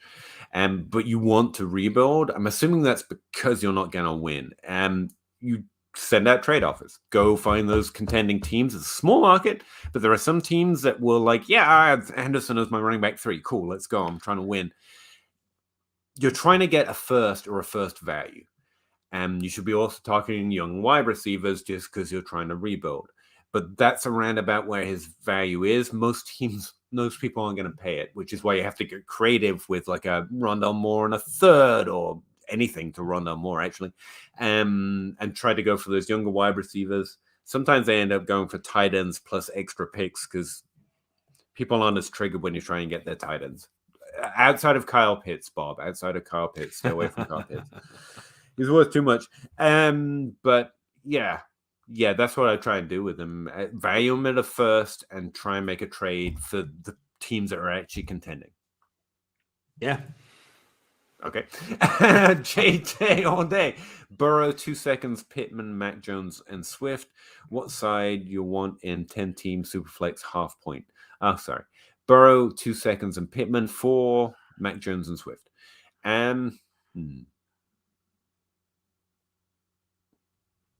Bletch. That's pretty even. I'm honestly trying to get my head around that just because you've got Swift, who's the elite asset, but he's a running back, and you've got Pittman on the other side. Honestly, I think the answer here is Burrow in Superflex. Yeah, you're probably I think that's the best side. For me, I think it's fair, like Zach said, you're the team pretty happy to get Swift and Mac Jones, and they should be. Mac Jones is really good QB, young, everything else on the Patriots. Other things about him, I don't do quarterback evaluation, but he seems pretty good. And Swift is a legitimately top-tier dynasty running back asset right now. So they should be happy. And you're getting Joe Burrow, who I generally think is a top 12 dynasty quarterback right now. Young, good, amazing weapons to throw to. I would prefer the Burrow side, but I think it's even. Just because I go strength for quarterback in Superflex in general. If I can get it, because normally I take such old quarterbacks, I'm normally desperate to try and end up with something as a little younger. John Sharkey, how do we feel about Mike Williams for a contender? Should I move him plus a second for something? Yes. It depends what the something is. I hate doing that to you all. I know you hate it, but we're here. You can look it up. Go look at the teams. Come back with a particular idea. The type of thing I'm looking for Mike Williams in a second, well, we've already listed the players I'm targeting. If those teams are willing to trade him, I'm willing to add to Mike Williams to get him. I just am. If you're a contender, the wide receivers I'm focusing right now, Marcus Brown and Deebo Samuels in Dynasty, because people are devaluing them, even though they shouldn't long-term, and they're also scoring points. That's like a win-win. Long-term or short-term as a contender, no. That's a better question. Well, you just mentioned Hunter Renfro. Get a first and Renfro for Mike Williams, I guess. Yeah. I can't think of any like immediate producers. I mean, Antonio Brown when he comes back, I guess. Adam Thielen right now.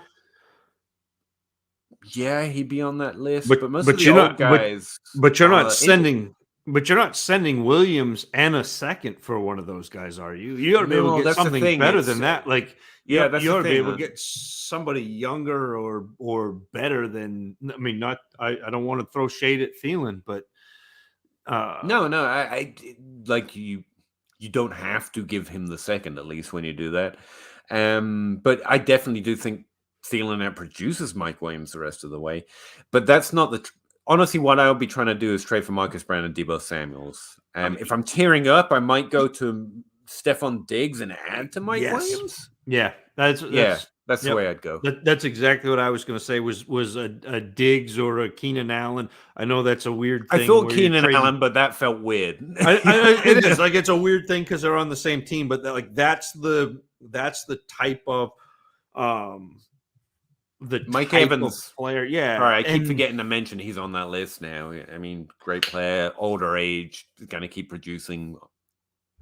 But even I think even like Chris Godwin is a player that people have kind of come off of a little bit.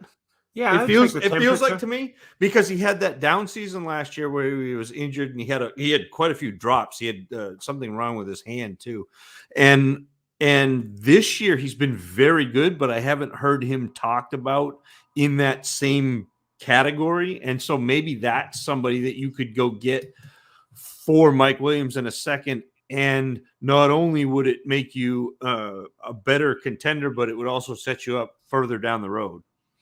I really would recommend, and a guy literally just demonstrated it on his own. And my process is make that list, and it can be any list you want, but be honest with yourself. Keep it short but realistic in the sense that they're actually producing. Not I really believe in DJ Moore or whatever. Like players you just want on your team. They're good long term, they're good short term. They are all buyers.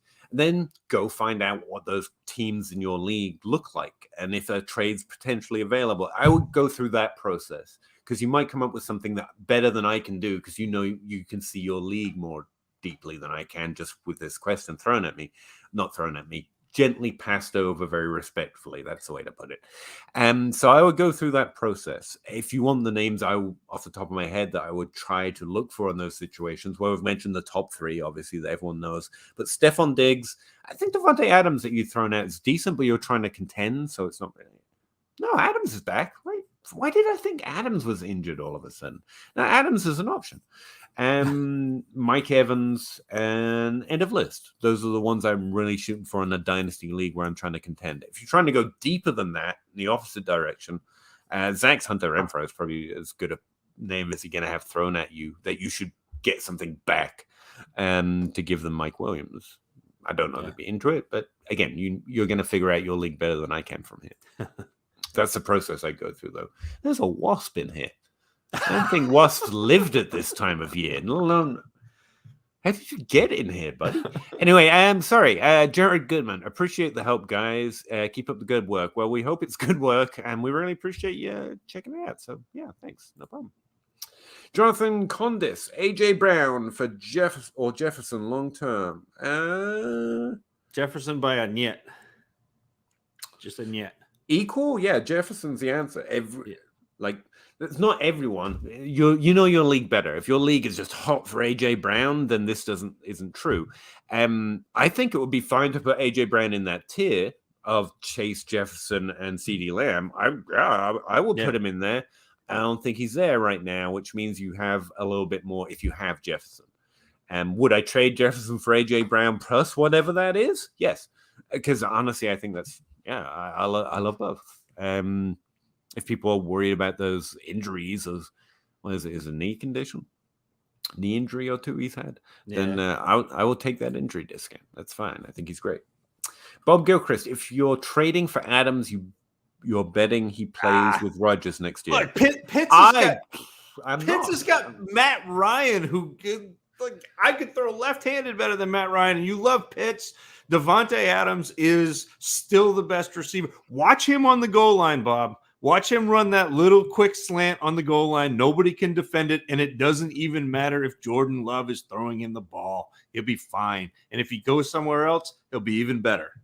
Yeah, I really don't adjust value for quarterback. I really don't. In fact, I will take that value if someone else is like, oh, no, what's going to happen to Michael Thomas now Drew Brees is gone? Oh, he's going to get injured. Okay, well, fine.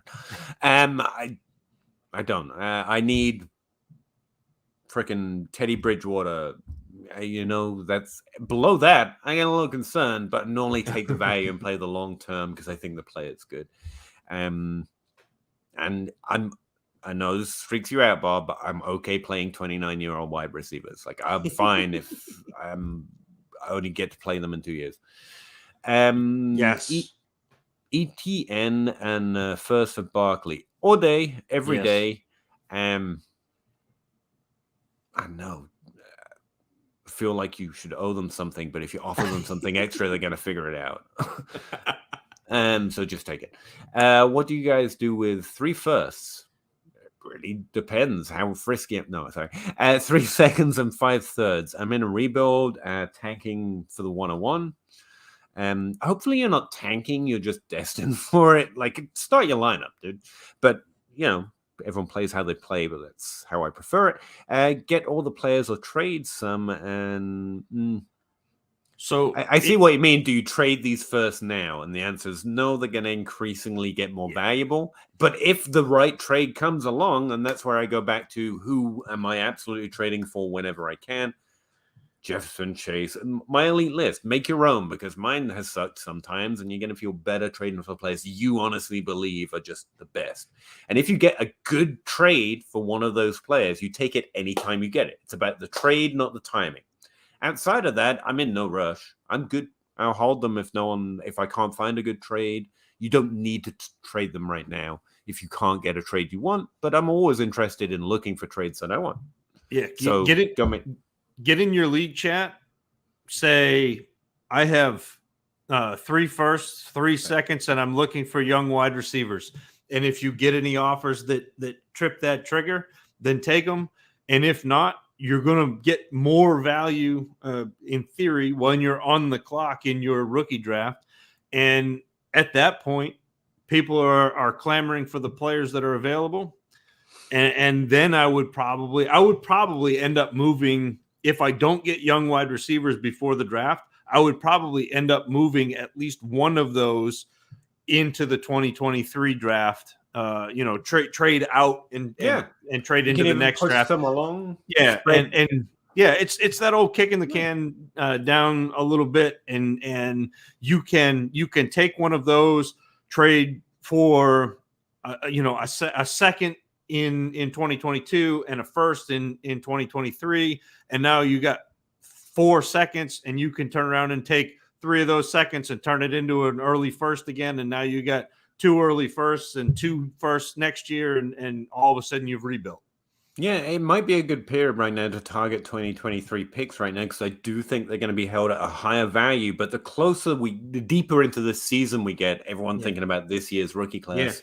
By the time we get there, I think we're thinking about 2023. But right now, we're right in that sweet spot where we're thinking about 2022.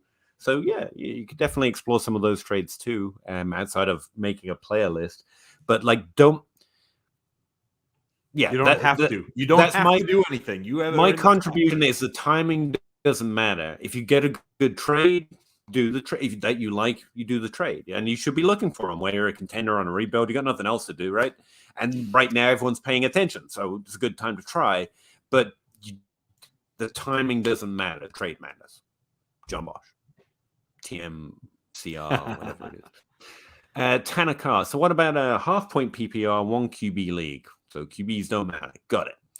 Henderson, AJ Brown, a first. Get Swift, Sutton, 2023 second. Interesting. I think I take the AJ Brown side here. Yeah. I mean, Swift is in these trades. It feels almost on the wrong side because he's a young asset for the future, but he's also a running back. So I'll take the young asset for the future. That is AJ Brown. I like Sutton. not the same as I like AJ Brown. Is it even? Do you think it's unbalanced? Like it's clearly the AJ. It's pretty close. If it were me and I had the Henderson side, I'd be trying to trade Henderson without trading AJ Brown and trying to get some, because I think if you trade Henderson, ideally, I'd like to give people things that I don't like. Well, but I think you can because I think Henderson will produce this year. You know, it's will be fine, but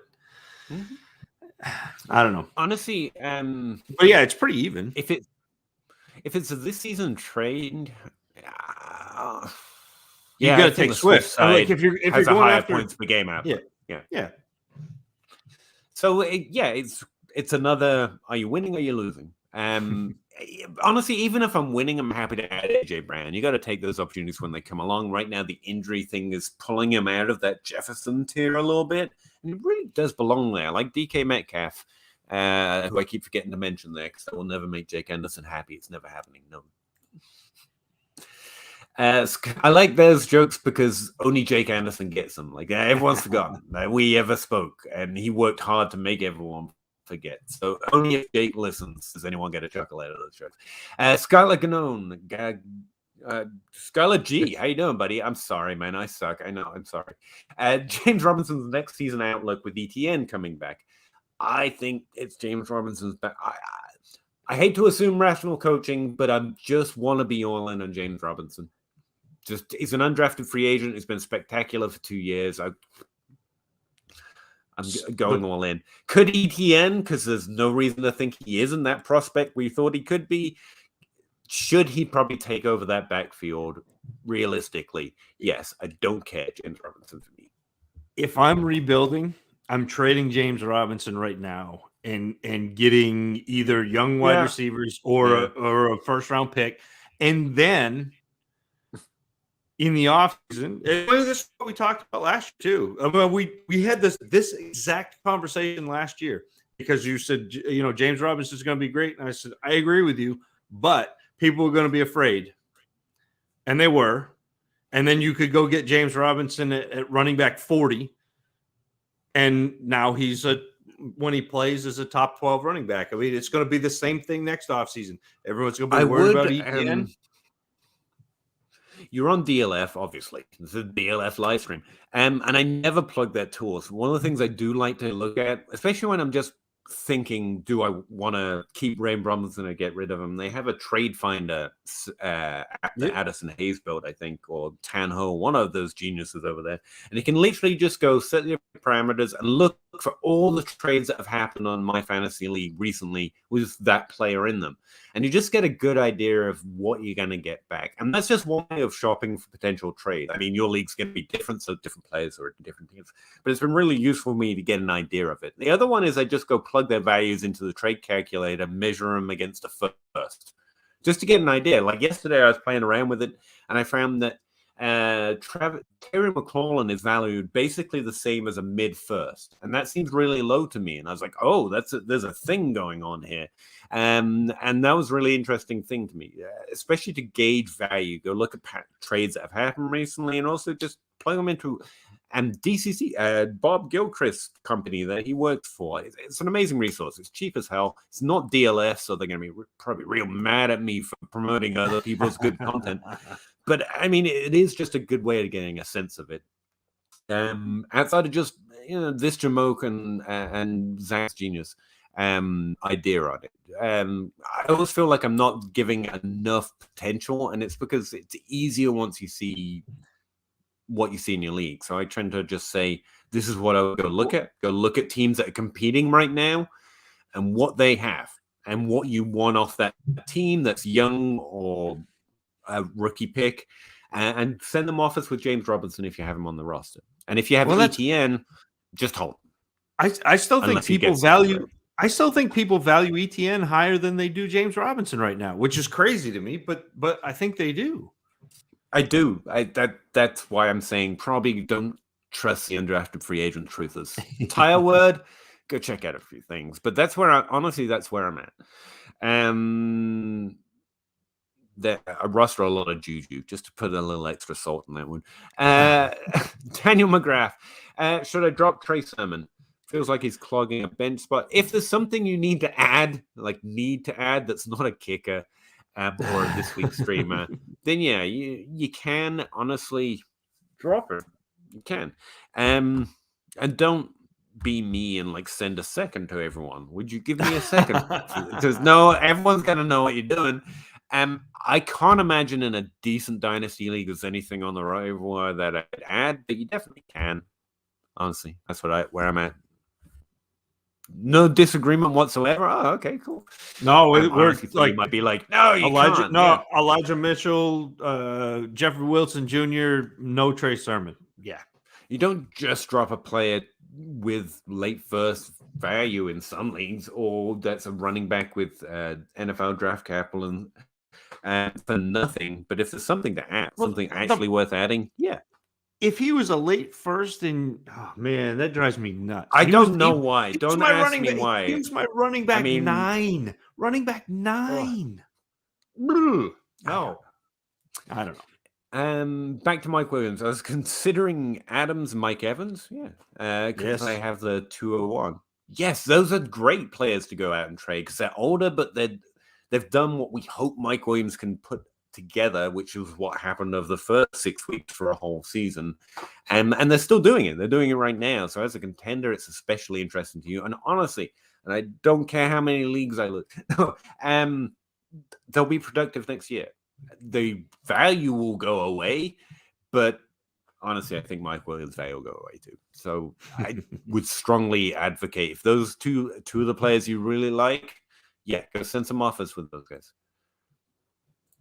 I'm trying to click on you here, Jonathan. Sorry. Would you trade Noah Fant and a second for Kittle? Yes. I like Noah Fant, but yes. I just feel like I caved to your opinion. But no, I really like Fant, but it feels like he's easier to get than that.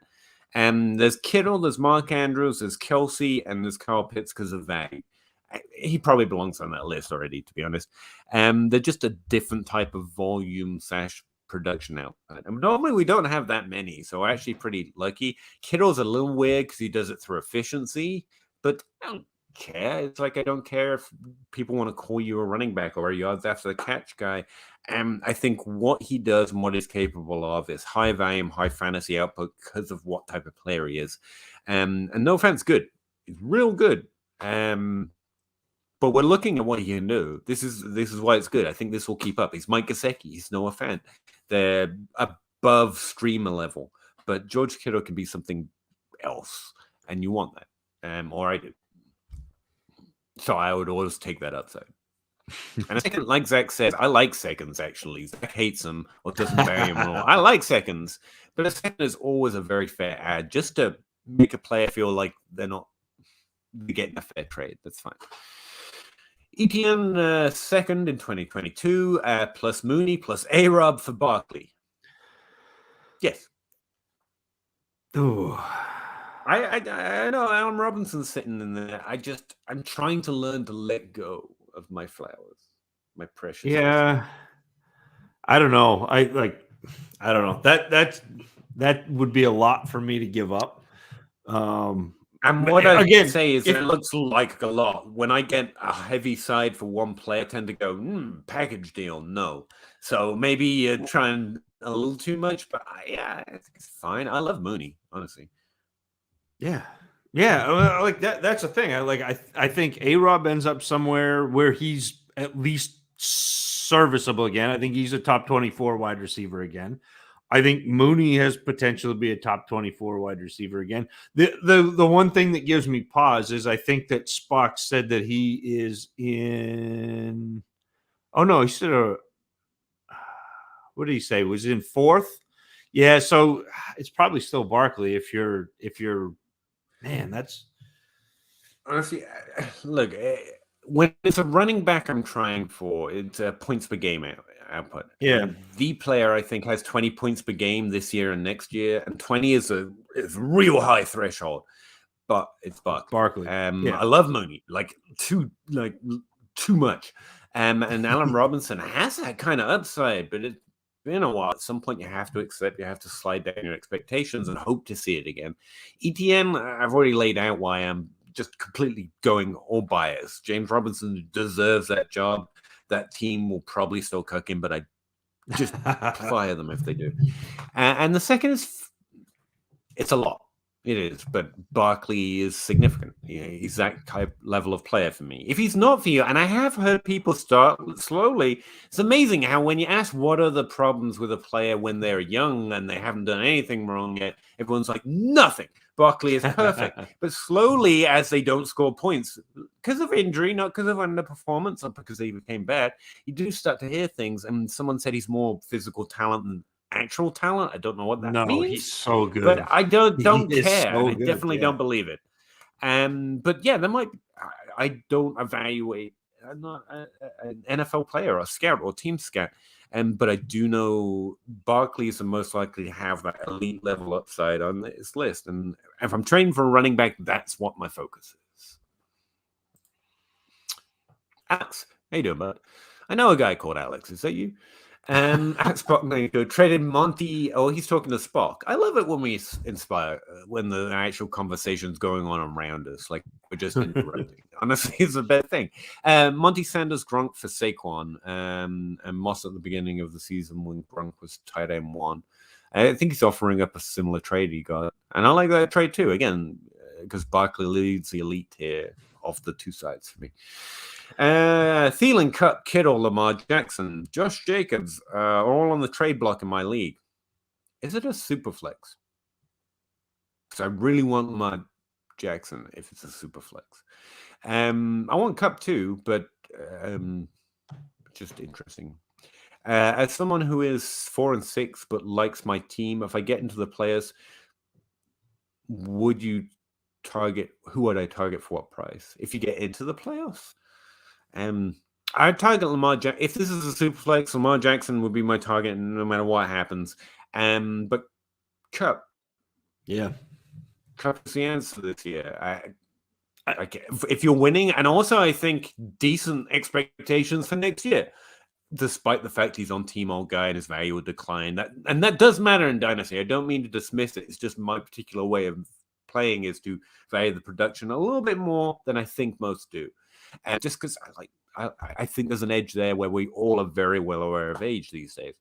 But if it doesn't exist in your league, just forget it. I think Kittle's interesting too, but that would be my order. It'd be Jackson, Cup, Kittle. And I know Josh Jacobs is a running back and he's a good running back on a team that's going to use him if he's healthy, and that matters for a contender. But at that level of product, like that, he would still come forth for me. Thielen's probably the easiest trade, though. But that's the order of how interested I am. If it's not a super flex, Lamar Jackson falls probably just ahead of Thielen. I really love Thielen. Like you said earlier, not to diminish Thielen, it's just the level of points per game he's putting out this year, plus he's an older wide receiver, the value is going to fall off. It's not significant enough for me to really target him specifically anymore outside of a really good deal. But you may end up with a really good deal for Thielen, and once you add that piece, then you can make a Godfather offer to get Lamar Jackson, and then all of a sudden you have elevated 2 positions on your roster, and now all of a sudden your playoff push. And with Lamar Jackson, you can win a week with Lamar. Like he can have a 40 or 50 point week as a quarterback, just with his legs. And that's why I mean, like, even in 1 QB leagues, Lamar Jackson has a better edge there, I think. Jonathan, one thing I'd add, because we said this a lot tonight, we end up saying it a lot every week. The other aspects of this are how many trades happen in your league. Like, if your league's trades are fairly common, then you can trade to trade. In most of mine, I don't do it a lot because trades are far and few between. And if your league is similar, then you're right. You just go for the one that you want instead of hoping to work the value. That's me, though, because I'm also not very good at it. Dynasty Outhouse can do it with no one else trading somehow because he's that good. And if you're that good, then you can also go that route. But I just wanted to throw that out as well. I think just making the list and going for the one that you want, then maybe the two. That's the way I'd approach it too. Alex, traded for Tannehill to a contender for Higgins straight up. Super flexer. Thoughts? Yeah, I actually don't mind it. Normally the answer is the quarterback, but T. Higgins is not undervalued, nor should he be. And Tannehill, I don't think he has a difference-making output at quarterback. I think he probably has more value than that in Superflex. Actually, that's something I want to use. Like, one of the problems with quarterbacks having value is you've got this mid-level tier, Derek Carr and Ryan Tannehill, and they should have like exponential value. And if you don't have one, you need one. But I find a lot of teams that aren't winning will say, I'd rather just wait and continue to lose and pay that value. And they're normally losing if they don't have two quarterbacks. And the ones at the top are like, no, I'm busy buying running backs. I don't want Ryan Tannehill or Derek Carr. So, like, it's hard to get the value out of them, even though they should be more valued. It's really fun. Relevant. Like, I play Superflex a little bit. So if, you know how John Hogue plays Superflex, where he goes Q. He just buys all the quarterbacks. Yeah. So I'm like XQB. Like I have I think 6 dynasty leagues, and 4 of them are Superflex because 2 of them are with Kyle. And then the Superflex leagues that I'm in, 3 of the 4 I only have like 1 quarterback really, but I'm stacked at other positions, and so where you'll have a week where Matt Ryan puts up like 5 points, I don't have that because the guy that I have is Deontay Johnson or Justin Jefferson or Travis Kelce, you know, where I've doubled up on a position like that. I don't mind. I think trading Higgins to get Tannehill is a win in Superflex. I don't think there's any question about that. I mean, Tannehill, even as poorly as he started the season, is still a top 12 quarterback. Like he is, and so. And so he's getting T. Higgins though here. Oh yeah, I think the other team's fine. He traded for Tannehill to a contender, or maybe he traded Tannehill to a contender for. We got too many fours. Higgins. There are a lot of fours. Yeah, I'd rather have Tannehill, but I don't mind. I don't mind the grabbing Higgins either. I don't mind it. I would say, like, it feels like a contender who needs who wants this quarterback should have been willing to throw you some draft value on top of Higgins. Yeah. But I mean, right or die, man. You like Higgins, you got Higgins. I'm pretty happy for you. I like it. I do think you probably could have got, not could have. You trade's a trade. You're good. But like he could have thrown you a second or a couple seconds or even a first for a quarterback, but you're good. You got Higgins. I think he's going to be good going forward. Traded Sermon week 3. That was a good move for a second. Yeah. Kyle Shanahan would have made that trade. He would have 23 second. Yeah, you can have Sermon. Maybe left. Alex Steele. Yeah, I think Alex has got the truth there. Daniel McGrath, what are your thoughts on having multiple players from the same team on your starting lineup? I have Javonte. I prefer it when they're good. Yeah. When they're good, it's nice. Yeah, let's go.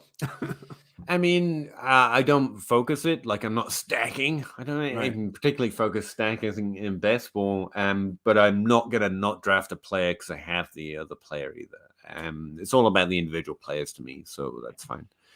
I don't think there's a lot of edge to be worried about. It's like, you know, get your flex players out of your Thursday, out of Thursday players out of your flex. It's like, yeah, but like, it's gonna matter like once out of every 1,000. I think like you talk about stacking in best ball, and that's exactly it's the GPP, it's the huge best ball tournaments where you got to differentiate, and if you're not first, then it doesn't matter.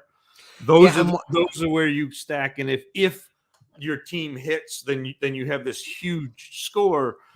But like in Dynasty, where it's season long, and Well, I that's the mean, thing. I've had like I have some like heavy gambling best ball and DFS friends, and they've pointed a few interesting people point out that there's no study that proves that wins more often. right. And there's a high proportion of teams you can point to in a DFS competition or in best ball teams where there's no concentration of stack. Like it's not yet proven like that's the theoretically it gives the highest upside if you get everything right, but it also Right. puts you on this needle point that it might make it too unattainable. I think it's a valuable strategy, don't get me wrong, but like given that there's questions there, I definitely don't need to boil it down Yeah, to Dynasty. but it's not something that like in season long that I'm even considering. I just want good players, and I'm going to start, you know, the best players I have. So if you've got Jerry Jeudy and Javonte Williams, yeah, roll them. I think Jonathan's saying there's not a lot of trades going on, so yeah, that's something to consider. I mean, again, that might be because someone isn't being that person who's always sending trade offers, and you could possibly instill it, but it might be something to Oh, one consider. quarterback league. So that might be even more fun because you can get Lamar Jackson for less. And he has difference making upside. Yeah, I think Yes, people still. underrate that. Yeah. First time to the stream. I'm really enjoying it. I'm really glad you're enjoying it, man. I'm I'm sorry, it. I'm not Russ. I apologize. And like, I love it when people tell me they're enjoying it, but honestly, I'm enjoying this. Like talking to 20 people every week about a stupid little hobby. It's literally a highlight, and getting to see Zach is always fun. Or Dynasty at House, whoever turns up, really. And like, sorry, I meant I got Higgins. Yeah, we got it right in the end. I think we figured it out. Yeah, it's real late. Trust me. I feel that. Also have Lawrence Fields, Mac Jones, and Deshaun. So I didn't really need Tannehill. Yeah. I mean, I agree. But just to do John Hogue, QBX, like you don't need to get rid of him either. Like, he could have added to that trade for you, but he didn't. It's a done deal, and you should feel good about having Higgins. That's where I'd be at. And that's one of Bosch's, John Bosch, where when he talks about trades, he said things that don't change regardless of the situation. The player's value doesn't change. Even if I have 6 quarterbacks, it doesn't change the value of that quarterback in a trade. I'm not giving you a discount because I have, the glut of quarterbacks. You can't have CD Lamb for less just because I also have Jamar Chase. Get out of here. What is that? Kind of so if you like Higgins, if you're happy with the trade, fine, but don't rationalize it. Don't sit there and say I have all these quarterbacks, so I didn't need him. You have all these quarterbacks, so Tannehill's expendable, but you can go get value for Tannehill because he's expendable, not take less because you don't need him. It's a lie of generalized advice as well. Like we tell you to get T. Higgins, but you're like, I got T. Higgins, and we're like, that was too much. Here's the thing. Yeah, you shouldn't have to have discounted your quarterback, but at the end of the day, the other half of that is don't tilt too hard if you have to overpay for something that you like or you want or a player you really believe in. I mean, maybe it doesn't work out. Maybe T. Higgins becomes, I don't know, Michael Gallup, but I don't think he's going to. And that's part of the fun of Dynasty. I really believe in this guy. You've overpaid a little bit. You know what? That just means no one can tell you they were more right on T. Higgins than you. Like, oh yeah, well look what I mean. It's fine. So don't let value stop you getting what you want. What you do is come back next week, ask that same question. Russ will be here. He is team big Clemson wide receiver. And you guys, you guys can do like a T. Higgins victory lap. It'll be fantastic. Spock 498, welcome back. I don't know why I always say the number, dude. It's just like it seemed like it took effort. So I'm Spock 498. I know. Do we sell A-Rob next season? I mean, I wish. I honestly think this is a better way of talking about this stuff where I'm not in your league and I'm not on your team. It's about the trade, not the timing. If you get a good offer from A-Rob right now, you can trade him right now. You don't have to time it well. What's a good offer for Allen Robinson? And then we start answering in generic generic forms like we've been doing all day. It's a first plus. It's a first and a half, which is not just a second. Like, because the upside is seriously still there. He's a great player. but at some point, maybe it's looking like it never quite works out for him in fantasy, which means nothing to him. He's a professional NFL athlete. Like he's made it. He's good. And he'll keep being good in the NFL, but maybe it never quite works out for us in terms of his upside fantasy value at this point. I'm honestly starting to think that's a thing we have to accept at a certain point. But the upside is there. And so I wouldn't let him go for a really good trade, something I really liked, that I really thought improved my team, because Allen Robinson can change it just like that. And he's a really good player. That's where I'm at. Zach, is you got better non-generic or better non-badly? I mean, it's going to be generic because we don't know what's going to happen. We don't know, where he lands. But I do think that if you've got Allen Robinson, am I? No, you're good. Keep going. No, I think that if you've got Allen Robinson, I probably would hang on to him until we see what happens and we see what the kind of consensus, the temperature of fantasy football is on him. Because right now he's not scoring points, and he's a almost 29-year-old wide receiver, and those things are working against him. Where next offseason there may be a little bit of a hype build, there may be a little bit of that narrative. Oh, Allen Robinson is out of that situation with Justin Fields, or he's out of that situation in Chicago with that coaching staff and Matt Nagy, and it's he's gonna rebound and be that top 12 wide receiver that he's been a couple times in his career. And then you make that trade and you may be able to get that first plus. But right now, you're not getting that. No, yeah, and my generic thing is, I'm guessing you cannot get something I would willingly trade Allen Robinson away from right now. But in your league, there might be someone who recognizes Allen Robinson's talent and is willing to, which is why I can't just say no. But my best guess is we just hold and wait for a better window. But explore your league, find out. I don't know. The other thing was, I'm at the point where if it's an early 2022 pick, I think about it. Mid to late, get lost. It's nowhere close. Early, I don't know. Or you're in your rookie draft and the player you think is Jamar Chase is there. Can I trade Allen Robinson for it as he falls down the draft board plus a second or something? Because that guy sometimes turns out to be J.J. Whiteside. So, I still want a little insurance. But so I'm looking for a good time to trade him. But it's not like I don't think the upside's there anymore, because it's Allen Robinson, man. He's genuinely great at football. And so it could happen again. Those cycles do happen. Mostly, I think we're looking at a decline, but there are some players who spike back up again. It has happened before. Yeah, I think I covered it. I think I'm just trying to make myself feel better about it at this point. I have A-Rob shares. We all, you stick around this game long enough, you end up with Allen Robinson shares. Genuinely, though, I don't watch football, but one of the good things about having Allen Robinson on your team is sometimes you watch Allen Robinson play. I generally enjoy watching good players play. He's good. He's still good. Yeah. I don't think the performance has dropped off. Dovetailing back to, because Zach's got kids and probably sleeps at some point.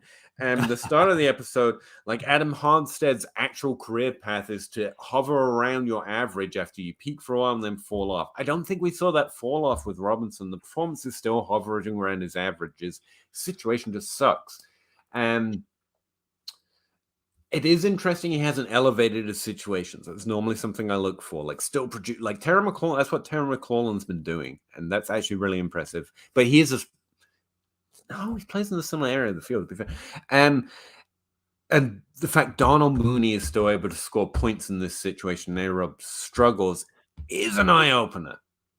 I think Mooney's good, but I genuinely think, starting nearly use past tense, so that Allen Robinson is that level of talent too, can produce in a rough situation.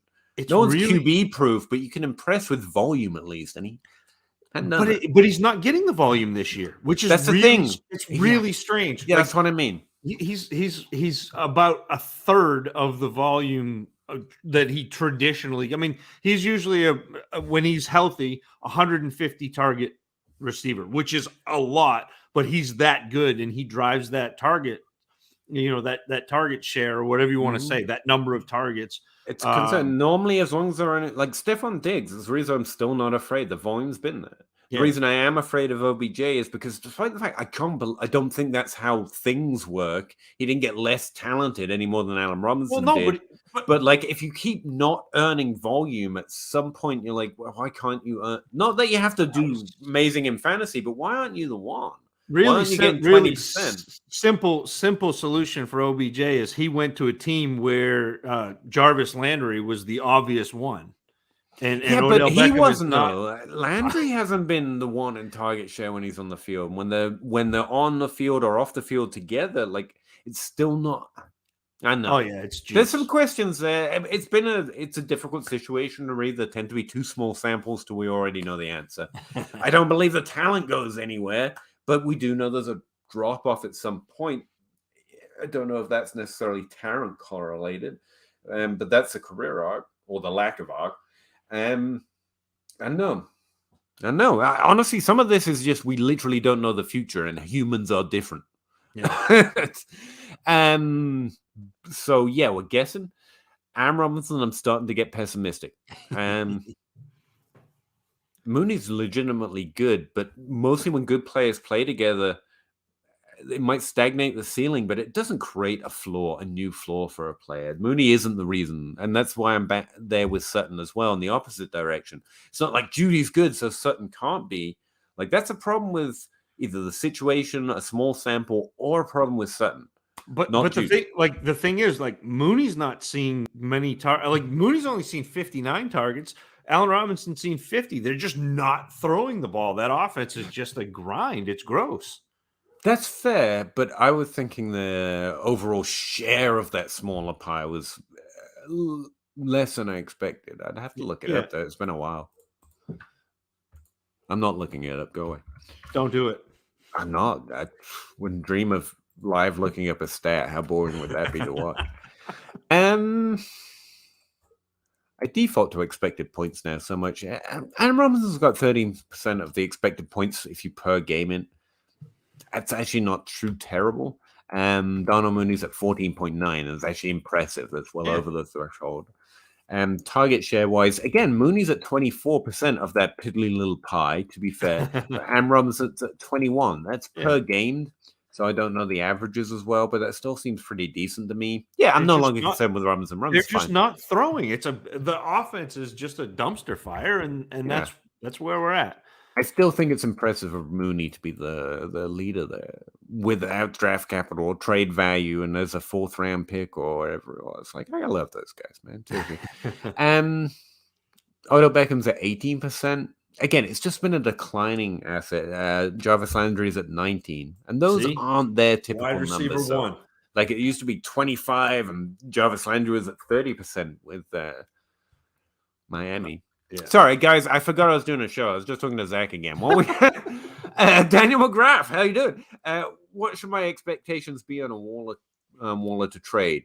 A lot. Like, Waller's one of the, I forgot to put him on the list, didn't I? Like, he's top 2 tight end in this league, like difference-making tight end, and there really are not many of them. We have more now. We suspect we have more now than we usually do. I acquired Pitts and looking to move Waller, but offers are underwhelming to say the least. Just keep him. Yeah. Like, it should be like you shouldn't have to question it. To get Waller, they should pony up, or you should just start them against them every week and let them enjoy that. Like, I wouldn't. Again, it's not a timing thing. If I've got Waller, I'm pretty happy. If I can find a good trade offer, I'll trade him. But I don't have to. It's fine. And that's it. Like, if you're able to flex Darren Waller, I mean, like, okay, that's fine. I'll be like, is he better than the 5th wide receiver you'd be rolling out there? Probably. So why not? I'm flexing Noah Fant and Hunter Henry in some places, and that's non-tight end premium. But you did ask, what would I look for? Well, So I hate to listen to the same players, but you probably know by now if you listen to any of this who my elite players are. They're my first stop. Those are the ones I want to go send offers on. And Waller in a tight end premium is someone you could consider using to get one of those players. Jamar, Chase, CD Lamb. I also have Stefan Diggs on the list. I think Adams should be slightly lower valued. So should DJ Moore and Terry McLaurin. So should Debo and Marquez. But they're in that tier of how interested I am in them. And that's roughly my list right now of the first players I'm interested in trading for. Yeah, it's just that's the word though. Why aren't you being featured? Why aren't you getting more than 20%? Honestly, having looked at it, his volume's decently. It's fine. It's just the offense. And again, I think Fields again is good. This offense will improve if Fields continues to improve. So I know Adam Robinson, snake bit wide receiver. What can I tell you? Ronnie Rhodes, where do you rank Michael Pittman rest of the season? You should do that. He's top 18. He's been really good the last few weeks, but that's been touchdown driven. But he's a mid wide receiver too for me, probably both going forward and next year. Yeah, I think that's very fair. I mean, he's good, but I don't see him elevating into the top tier of players. No, it's like wide receiver 8 right now, and he's really outkicking his coverage. He's like wide receiver 25 in expected points. So the truth is somewhere in the middle there. Yeah. 18 sounds very fair to me. He's probably as that. He should start for you pretty much he's locked in unless we see a big change in the trend. Like he should start every week. So that's not shade. Top 24 wide receivers start. And he's got top 12 upside as he's definitely been showing us. So that's where I'm at rest of the season. I forgot you were doing a show too. Thank you, Bob. I was just talking back to you and Zach, but you ignored me. Well, get in here, Talk louder, Bob. Yeah. Jump in the DMs. Get on in. I don't know what this motion is. It's me ushering you in some way. Yeah, anytime, bud. Jump on. J-Daddy. J-Daddy 1. I'm going to go with Daddy. If you're rebuilding in Dynasty and I have CMC and I'm confident I can make a run next year, do you sell CMC? I do not. Especially if you've got a good team and you're going to be competing next year. Again, your league is different. Maybe you can. I don't think you're going to get anything I would want to trade CMC away for. Like, he is Swift, Najee Harris, and Jonathan Taylor, but he's lower valued than them. But that's where I have him. If I'm looking at next year, that's where he belongs for me. If you think differently, like you're seeing a decline in talent, you think he's going to stay injured, then you should. But I do not. No, he's incredible when he's on the field. If you're confident that you may make a run this year. If you're, I mean, like if you got CMC coming back, I mean, he's going to be a pretty solid candidate to be 20 plus points a game in PPR. I do like this second sentence here where it says, that's what I was going to say. This is a question of two halves here, because yes, I will always try and do that with a running back. If you can get Jefferson in a pick, I'm not. So Jake's not listening, right? He's not in the chat, so I can say this. I do not view DK Metcalf in the same tier as Justin Jefferson, CD Lamb, Jamar Chase. I think Metcalf is a tier down from that. Which is still really high. He's very good, but he's not in that same category. So if I'm making a run, if I can get Justin Jefferson and a pick for Christian McCaffrey, hell yeah. Yeah, that's the thing. Like, I'm not selling CMC. I want the points per game. But I have certain assets you just always be willing to trade for at fair value, and Jefferson's on that list for me. Honestly, I think if you like Metcalf the same way, you can have him on that. Like, we don't make your list. Like, if you do think that he's in that tier, yeah, do it. I mean, I just heads up, I don't think Chris McCaffrey point per game is going anywhere when he comes back this year. And well, he's back now and next year. Like, I think he'll keep doing that. I don't think there's anyone else in the league with that upside except for maybe Saquon. So aging, and the age is a concern for running backs, legitimately. But that's where I'm at. Alex, have a good night, fellas. Enjoyed the conversation. You too, man. I really Thanks, appreciate Alex. it. We're sending chat to bed. That's how late. Yeah, that's how it. much me and you talk. We've done it. Like everyone else is like, actually, I'm good for fantasy football content, dudes. Like, huh? You guys aren't going to stick around for the after show. We're going to go to Just warming up. Yeah. Daniel McGrath, thanks for your insight. If that's what you think it is, cool. Just another Jamoke talking, man. Really appreciate talking. Appreciate it, Daniel. Ronnie Rhodes, would you rather have Deontay Johnson or Michael Pittman? Johnson. Yeah. Yep. Oh wow. Yeah. I agree. I got it right. Look, it's the slot targets. I want the guy with the volume. Deontay Johnson's the guy with the volume. Fair. Daniel McGrath, I have ETN, Akers, Dobbins in my IR spots of rough season, man. I'm sorry. Oh, we missed this. I said Dobbins, Akers, ETN for me are those, but Akers, Dobbins, ETN, just to be a little different. I think both of them have limited situations, but I think if we just circle the Achilles injury, which is a danger, but say I'll take the risk, I think Akers could beat out Dobbins. Dobbins is a very good running back, though. It's an amazing team. So I think it's pretty much greater than or equal to rather than just greater than. But I will go Akers, Dobbins, ETN just for the kicks. Because I think that's how I had it ranked as rookies as well. Now I think about it. 100% on board with Zach. Metcalf is below Lamb for me. Yeah, I have Lamb, Jefferson, and CD in that elite tier. I think DK Metcalf should be ranked closer, but he's just he's 23 and amazing. But like I can get 28 and amazing in Tyler Lockett. I'm good with that. I just like writing Team Lockett as well. I have learned not to devalue Metcalf because I like Lockett, because I devalued Johnson a little bit because I like Juju, and that was just silly. And hurt a little bit. But yeah, he's just not. Does Metcalf do what Metcalf's doing on any other team? And can he do it if this team isn't exactly as frustrating as it is? Like, I don't know regular volume works for Metcalf. He seems to be a massive play, phenomenal NFL player. He's such a great player. But we're talking about fantasy. It's just a different thing. Well, so I think he succeeds on there are probably 5 or 6 other teams that he's pretty similar to what he does. Although Russell Wilson, he may throw the best deep ball in the NFL. That's like he's so good and he's so accurate with it. But I think if you saw DK Metcalf in Buffalo with Josh Allen with that, I mean, Josh Allen can throw it 70 yards on the fly, and Metcalf can outrun people that way. Same thing with like Justin Herbert. I think that there are some quarterbacks that are still willing to throw that ball up, and Metcalf would be successful. But man, it is the perfect storm with Russell Wilson.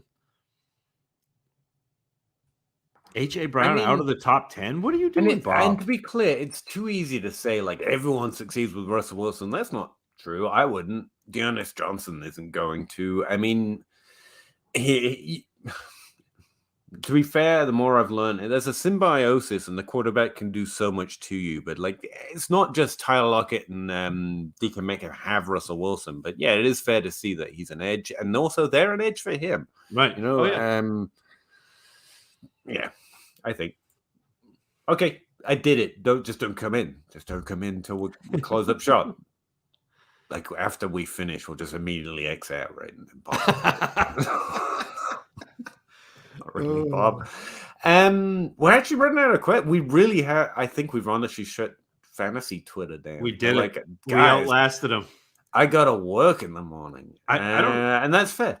I don't know what Sal and Steve and Kevin are complaining about with the pod-a-thon. I mean, we just outlasted the entirety of fantasy Twitter tonight. I know. I had the open bar bragging about its longest ever episode, and I was like, that was one conversation, like half a conversation I have most of the time. If I don't have a problem with it. Like then again, we've only got the pressure of 20 people watching us, and that's an amazing note. Like I never like getting to talk to 20 people is amazing to me. But like the open bar is really popular, and so maybe it's different then. Maybe the extra pressure weighs you down. But I will say, whenever we finish talking, I do like dry mouth and unable to speak to children. I'm like, bed, dad, bed. So maybe that's. I forgot to bring my water tonight. It's a dry night tonight, Peter. Yeah, I ran out of coffee like 5 minutes in. We finished talking about plumbing before the show, and I was like, oh dear.